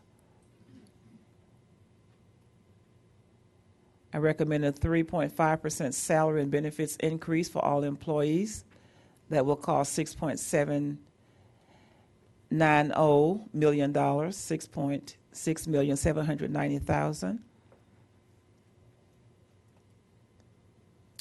I recommend a $1.50 per hour increase for adjunct faculty credit and for credit faculty and full-time faculty overload in summer school teaching.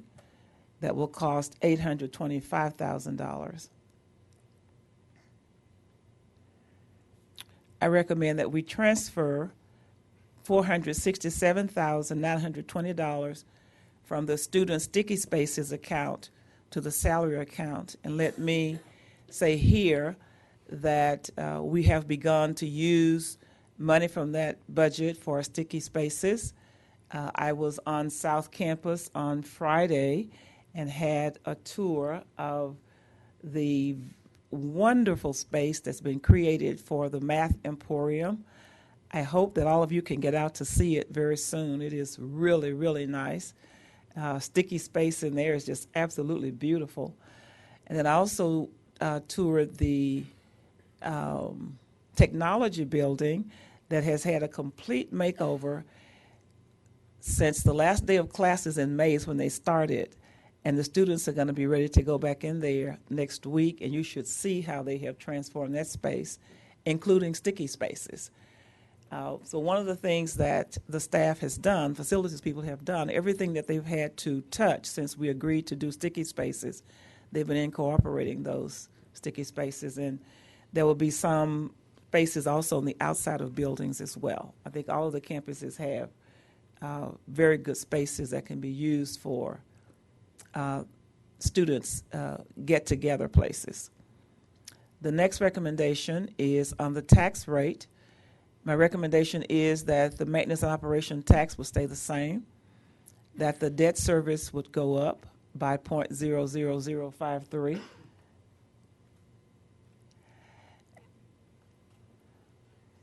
As on tuition, we recommend no change for in-district, out-of-district, or non-residents.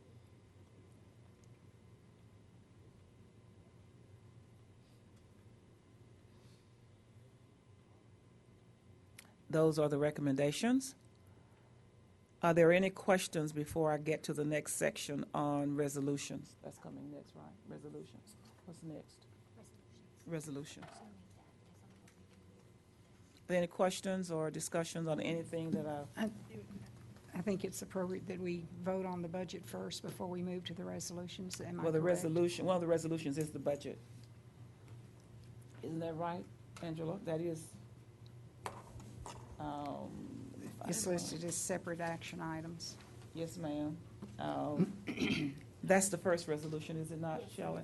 The first resolution, I'm Mrs. sorry, Appleman, is To approve. the proposed budget. Okay. Yes, ma'am. Okay, would you go to those, please?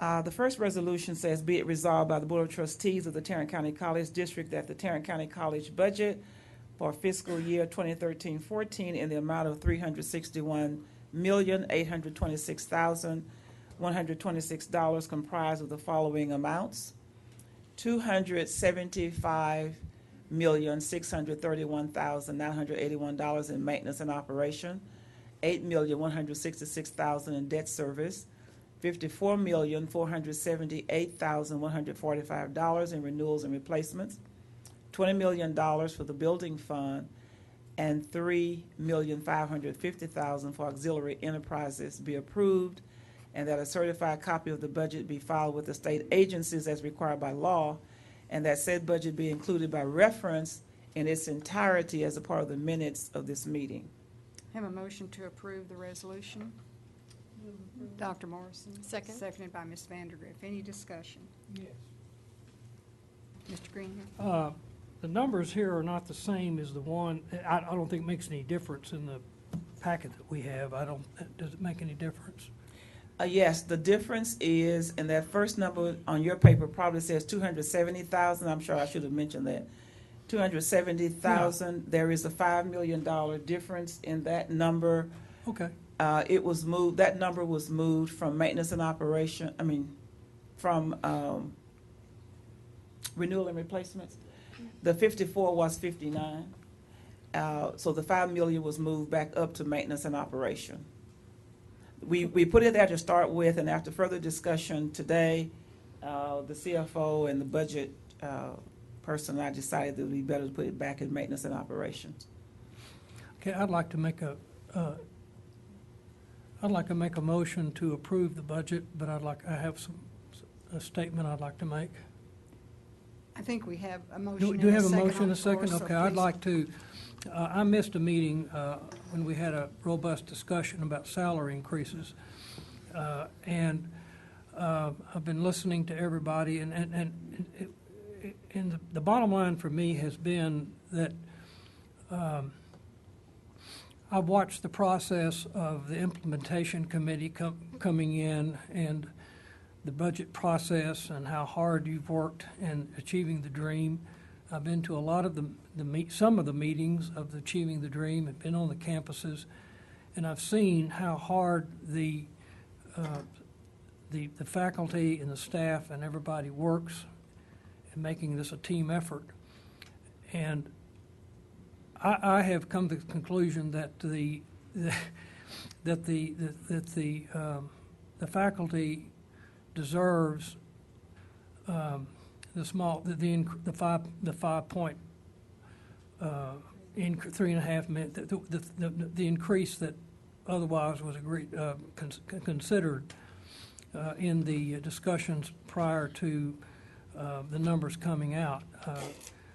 In other words, the Chancellor, you have worked their tails off, and they have worked really hard, and that's and I appreciate that.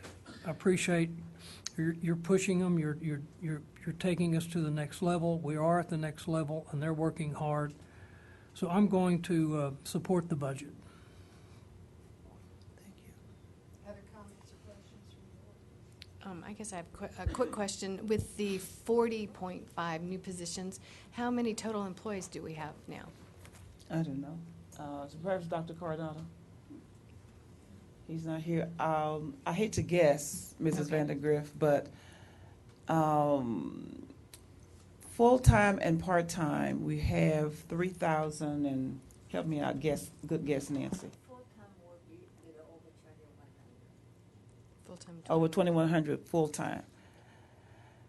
And many of these, thank you, Michelle is always to the rescue. TARRANT.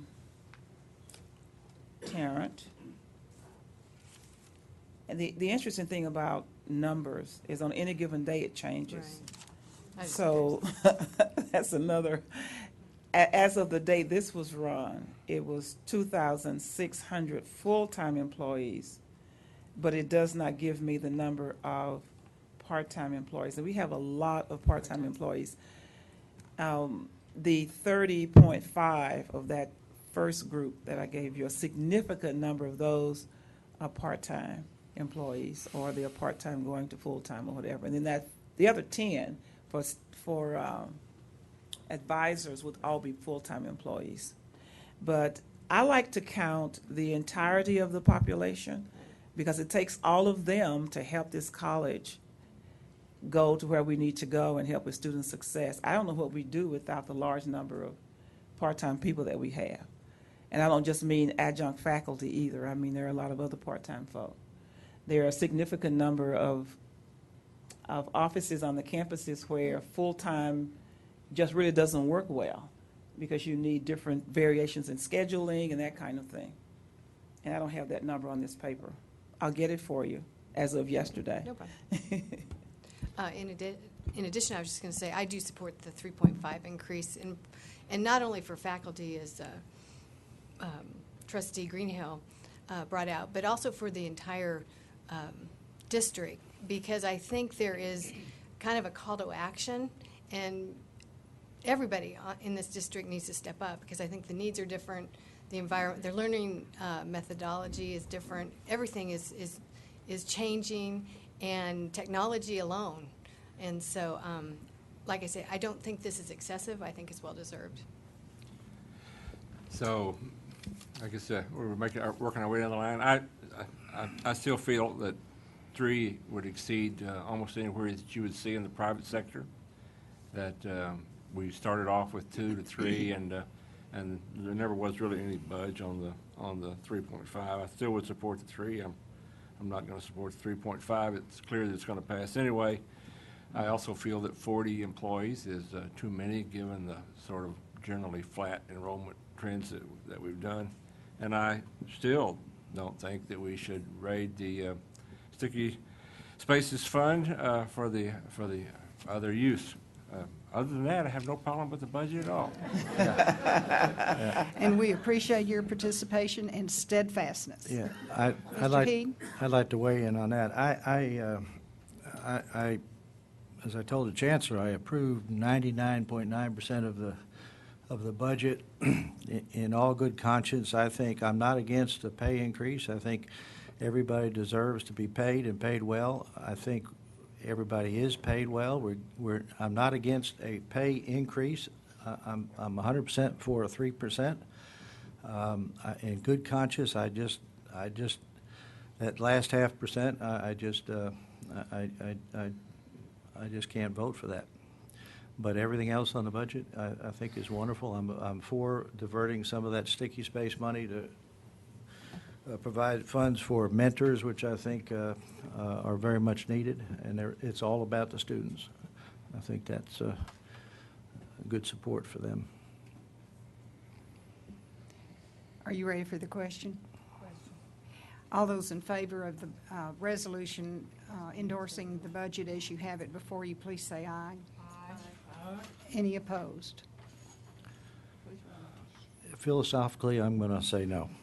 Mr. Heed, Mr. Carter? You know, we're going to have a vote here in a moment, I guess, about the budget itself.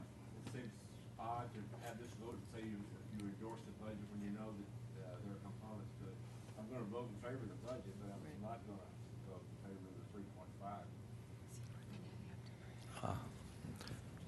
So we have a unanimous vote on the resolution? No. No. Well, if that's the case, then I'll change my vote to yea. 4. Point of order, Madam President. Don't we have to vote on the salary schedule and the increases separately? So. We do. Yes. Yes. Okay.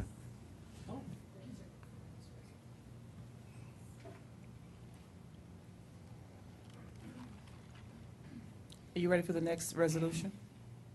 I think Did so. you vote? What's our vote? 7? I mean, 6 of us? 6. 6, okay, 6-4. The next resolution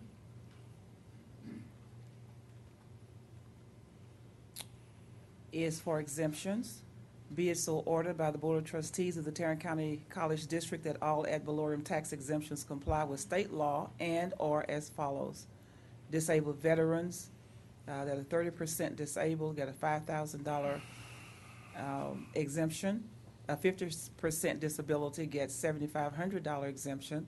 70% disabled get a $10,000 exemption, and 100% disabled get a $12,000 exemption. Other disabled persons will get a $3,000 exemption, and persons over age 65 get a $50,000 exemption. Motion to approve the resolution. Second. Any discussion? Second. I think Mr. Heed seconded. All those in favor, aye. Aye. Any opposed? One abstention. All right. You are? Maybe you should. I'm going to vote. Well, it doesn't affect you singularly, so in my learning, I think you should be able to vote, right, Angela? Of course. The old folks at the panel are wondering whether they should have voted to give themselves an exemption. For the record, I was advised that it was, that's right. And, you know. That's not a conflict Our of interest. attorney I has don't ruled guess, it is or not a is it? conflict of interest I for was advised. that. everybody to vote. No conflict. Okay, All right, next the resolution. next resolution. Be it so ordered by the Board of Trustees of the Tarrant County College District that there will be levied for the year 2013 on all property owned within the boundaries of the Tarrant County College District on the first day of the current year, January 1, 2013, except so much thereof as may be exempt by the Constitution of the United States and by the laws of the state, the following taxes.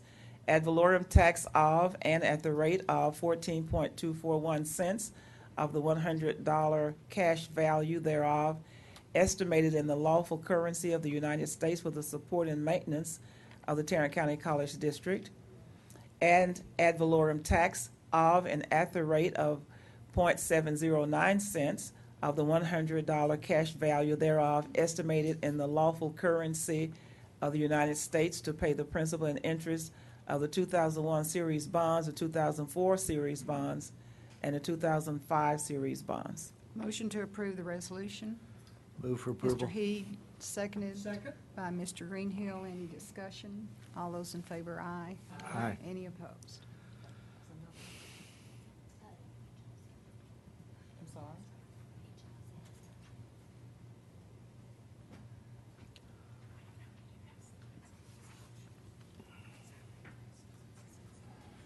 Where's the salary schedule? Does she have it?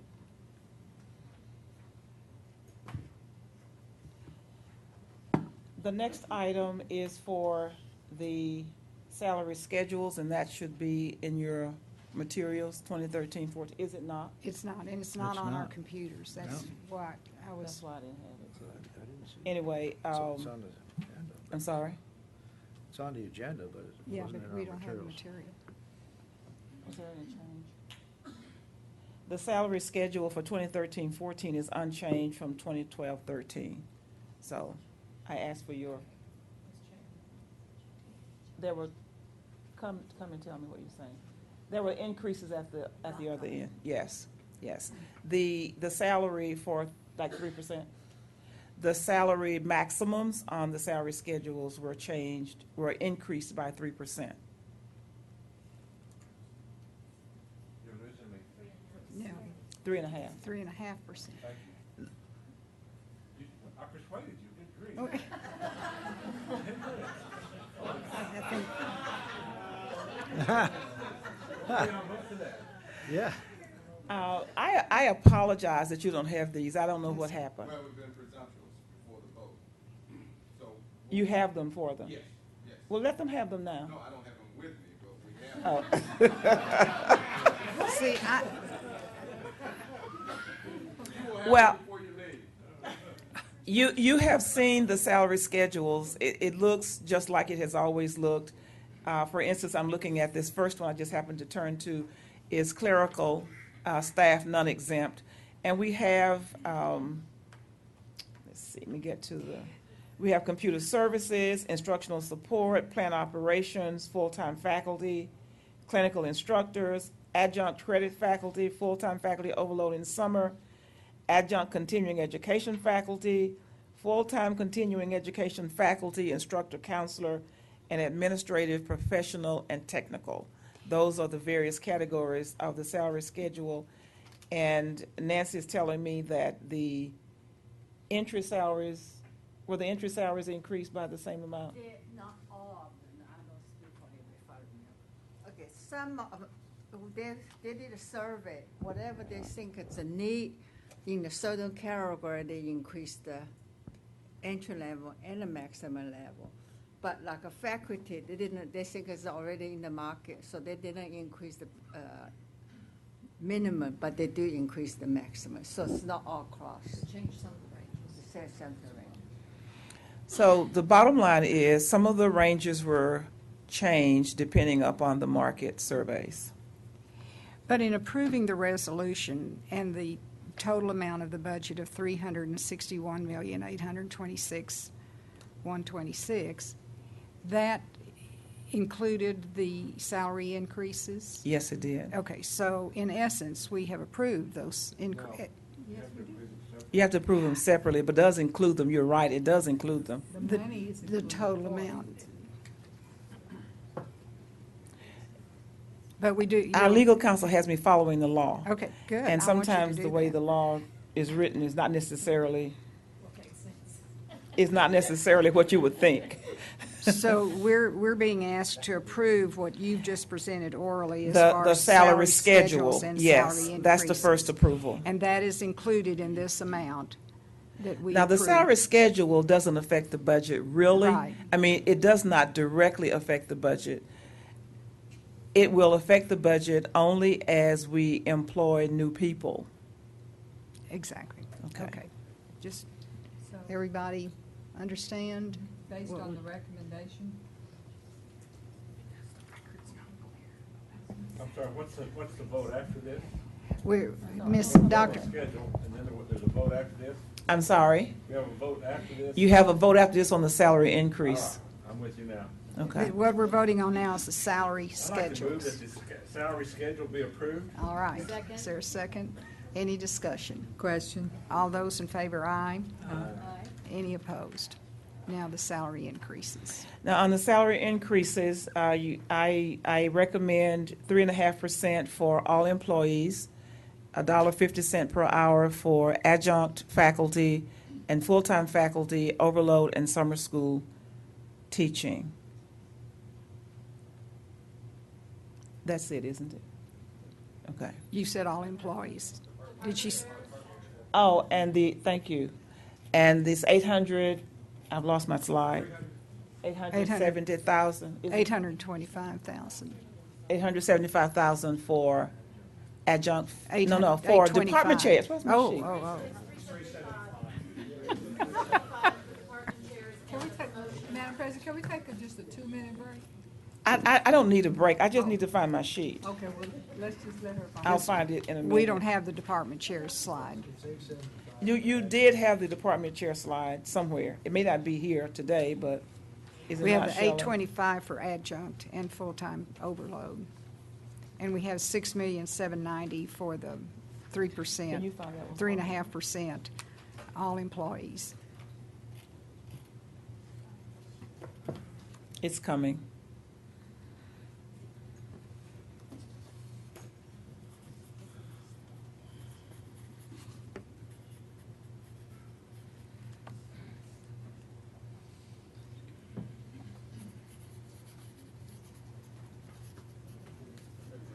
There it is.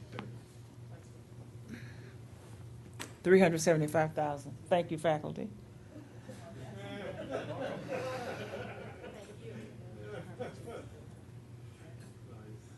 All right, so you're asking. So, Madam approval. President, I'm asking for the 3.5% salary increase for all employees, And that would include part-time employees. That would include everybody.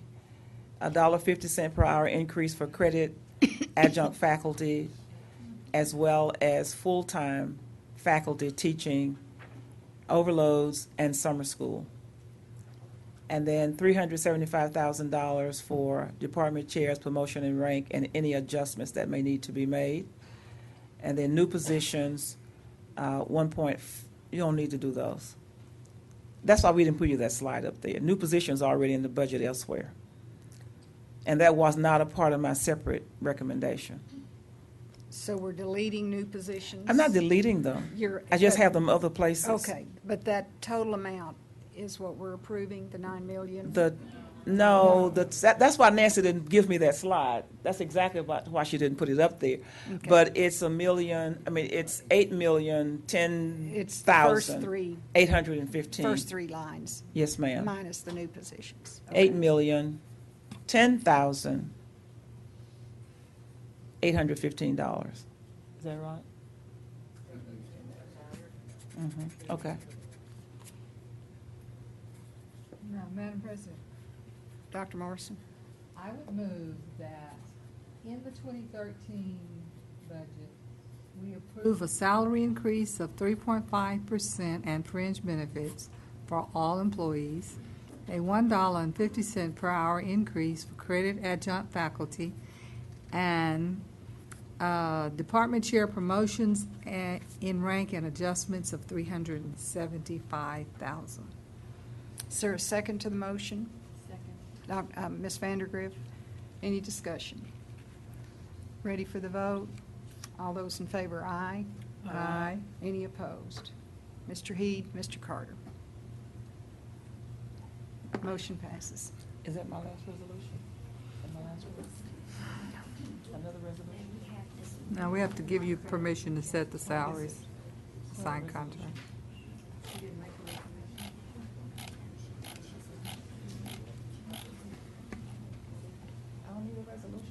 No, it's not a resolution. All right, We the just next item on the agenda, I have all my good experts here, is for the board to give me the authority to set the salaries and sign contracts for the district. Madam President, so moved. Second, to allow the chancellor to establish salaries and sign contracts. Is there a second to Dr. Morrison's motion to approve that? Ms. Vandergriff, any discussion? All those in favor, aye. Aye. Any opposed? The next item, Madam President, is for the board to grant the authority for me to establish non-credit tuition and fees. Motion to approve the authority for the chancellor to establish non-credit tuition and fees. Mr. Carter, Mr. Heed seconded. All those in favor, aye. Aye. Any opposed?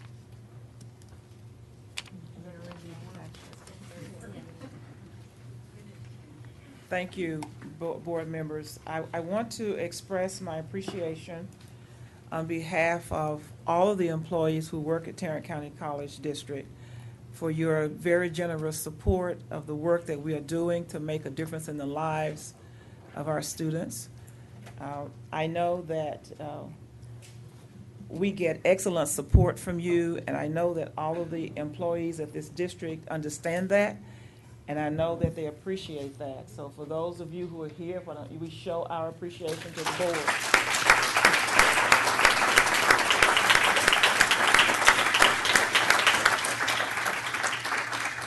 And I know that all those people who are going to be there tomorrow morning for the breakfast are going to stand up and applaud as well.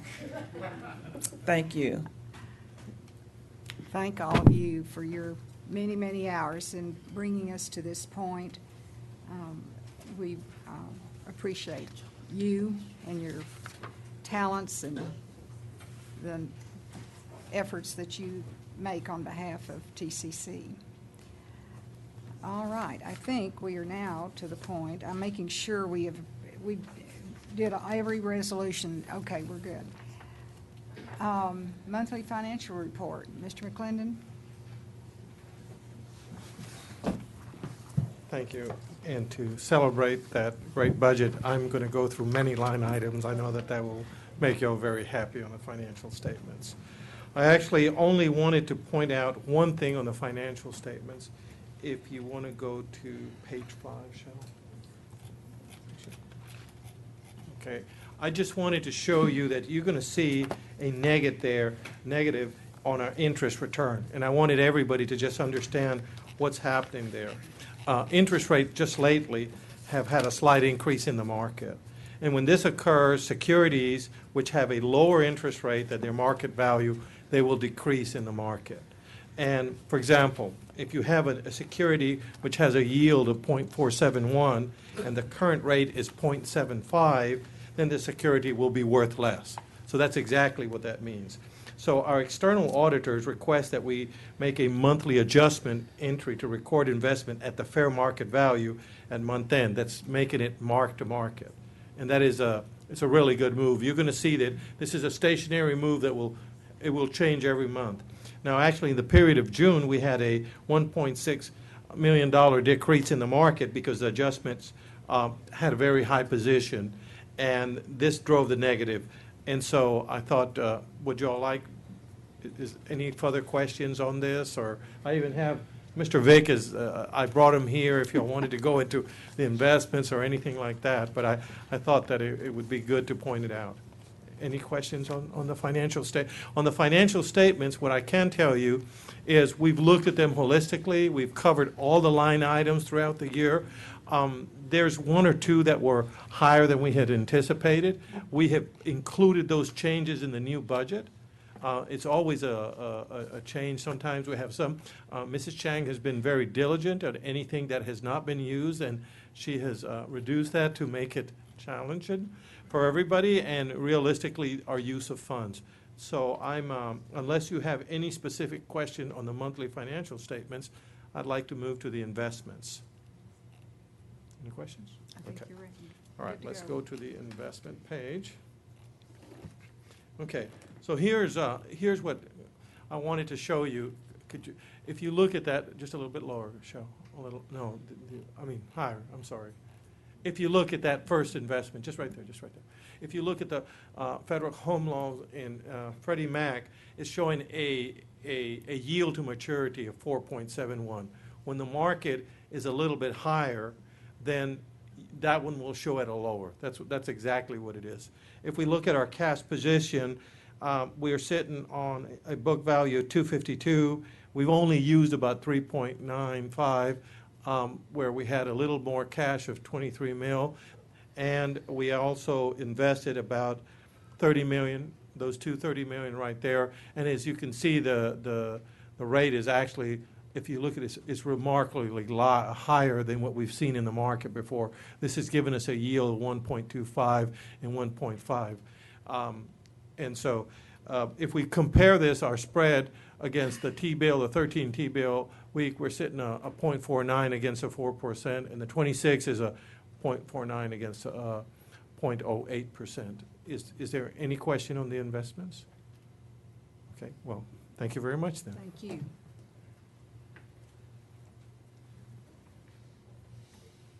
Chancellor's report. Madam President, as you can see from your information there that there have been a little bit less activity on my part outside of my office because this summer has been so busy getting the budget together. But as usual, there is a variety of items there for you. The one thing that I want to highlight, the only thing I want to highlight tonight on my report is the August 16th, well, two things. The August 16th meeting that I attended at the South Campus for the Math Academy closing ceremony. Later that day, same day, August 16th, I spoke to the new faculty members. I think we have 40 or 41 new faculty members. And I was so touched by what I witnessed on South Campus that morning until I had to tell them the story about that program. And as I said to Dr. Morrison, who was in attendance, and I said to Dr. Jordan, I said, this is what gets me up every morning. Listening and watching those students talk about their experiences. That program is sponsored by a grant from the Sid Richardson Foundation. And the students have an opportunity as they participate to do field trips. And they had, some of them had been, or maybe all of them had gone to New York, to Austin, to Houston, and to Boston. Right. And they each group of them gave a report on what had happened during those trips, and to listen to them. And most of those students, I'm assuming, from what I heard, were very poor math students to start with. And they have sponsors. The main sponsor is Ms. Sherry Sneed, who was called an angel by most of the students, because she's just determined to make sure that they are successful in their math course. And they did a 20-minute skit that was absolutely great, that depicted a young student who was making less than favorable grades in his math. And he went to his instructor, and as many students would do, the first thing he wanted when he didn't get the grade he liked was something for extra credit.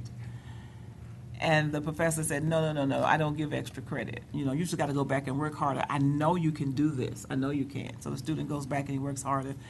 He comes back and he still doesn't get the grade. He's trying to graduate. And he has to have this class in order to graduate. It's calculus. And he couldn't get it. And so then he went out. He was very dejected. His friends came along with the basketball. Come on, play basketball. Don't worry about that. And he did for a minute. And then he thought, I've got to do this. So he goes back. And he had help. This is the interesting thing. He had help just standing right there. They call her Miss Calculus, who was ready to help him. And so he finally went to her, and she gave him some help. But he wouldn't take all the help she offered, because he said, I've got this now. I'm ready. So he goes back, and he doesn't get the grade he wants. And he comes back again. The end of the story, he finally got it. He went back to the professor. He got the good grade. He graduated with his cap and gown. And it was amazing how, that skit was so very well done, but had people like on the edges of their chairs. It was very, very riveting. And I thought, as I looked at Ms. Sherry Sneed and saw in her what she had put into those students, and I said, that's what it's all about. And that's why I say all the time, faculty, that you work magic. Actually, the faculty members actually work magic in their classroom. I say all the time, all these extra people that we get, we need. We need folk to bring students in, to make sure they get in the right places. We need them to advise the students so they'll stay on the right place. We need all of that. But without the faculty in that classroom believing in those students and pushing those students, we would not be the institution that we are today. So we all play a part. Everybody has a part to play. And I want to say one final thing about the budget and the salary increase. And I know that we're doing very well here at Tarrant County College. Everybody who works here, however, is not at the top of the list, at the top of the scale. We talk about faculty being up there, and they really are not at the top either. But there are many other people who are going to get this salary increase who are not there. We keep moving along. David had a nice quote, and Nina had a nice quote, so I'll throw one at everybody. I always love to quote Will Rogers, because Will Rogers says, even if you're on the right track, if you just sit there, you'll get run over.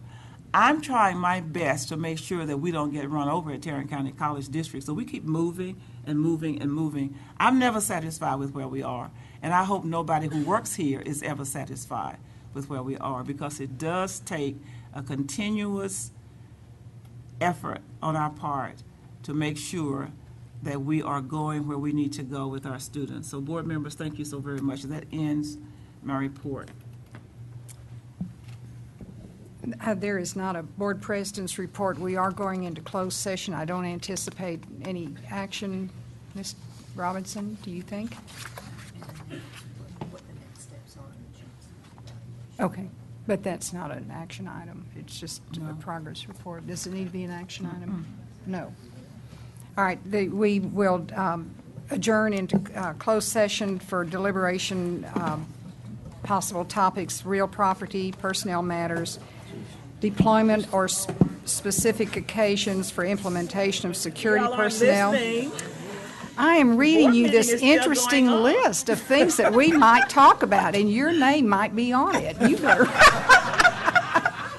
And finally, consultation with our attorney on, wait a minute, now I've lost you all made me lose my place.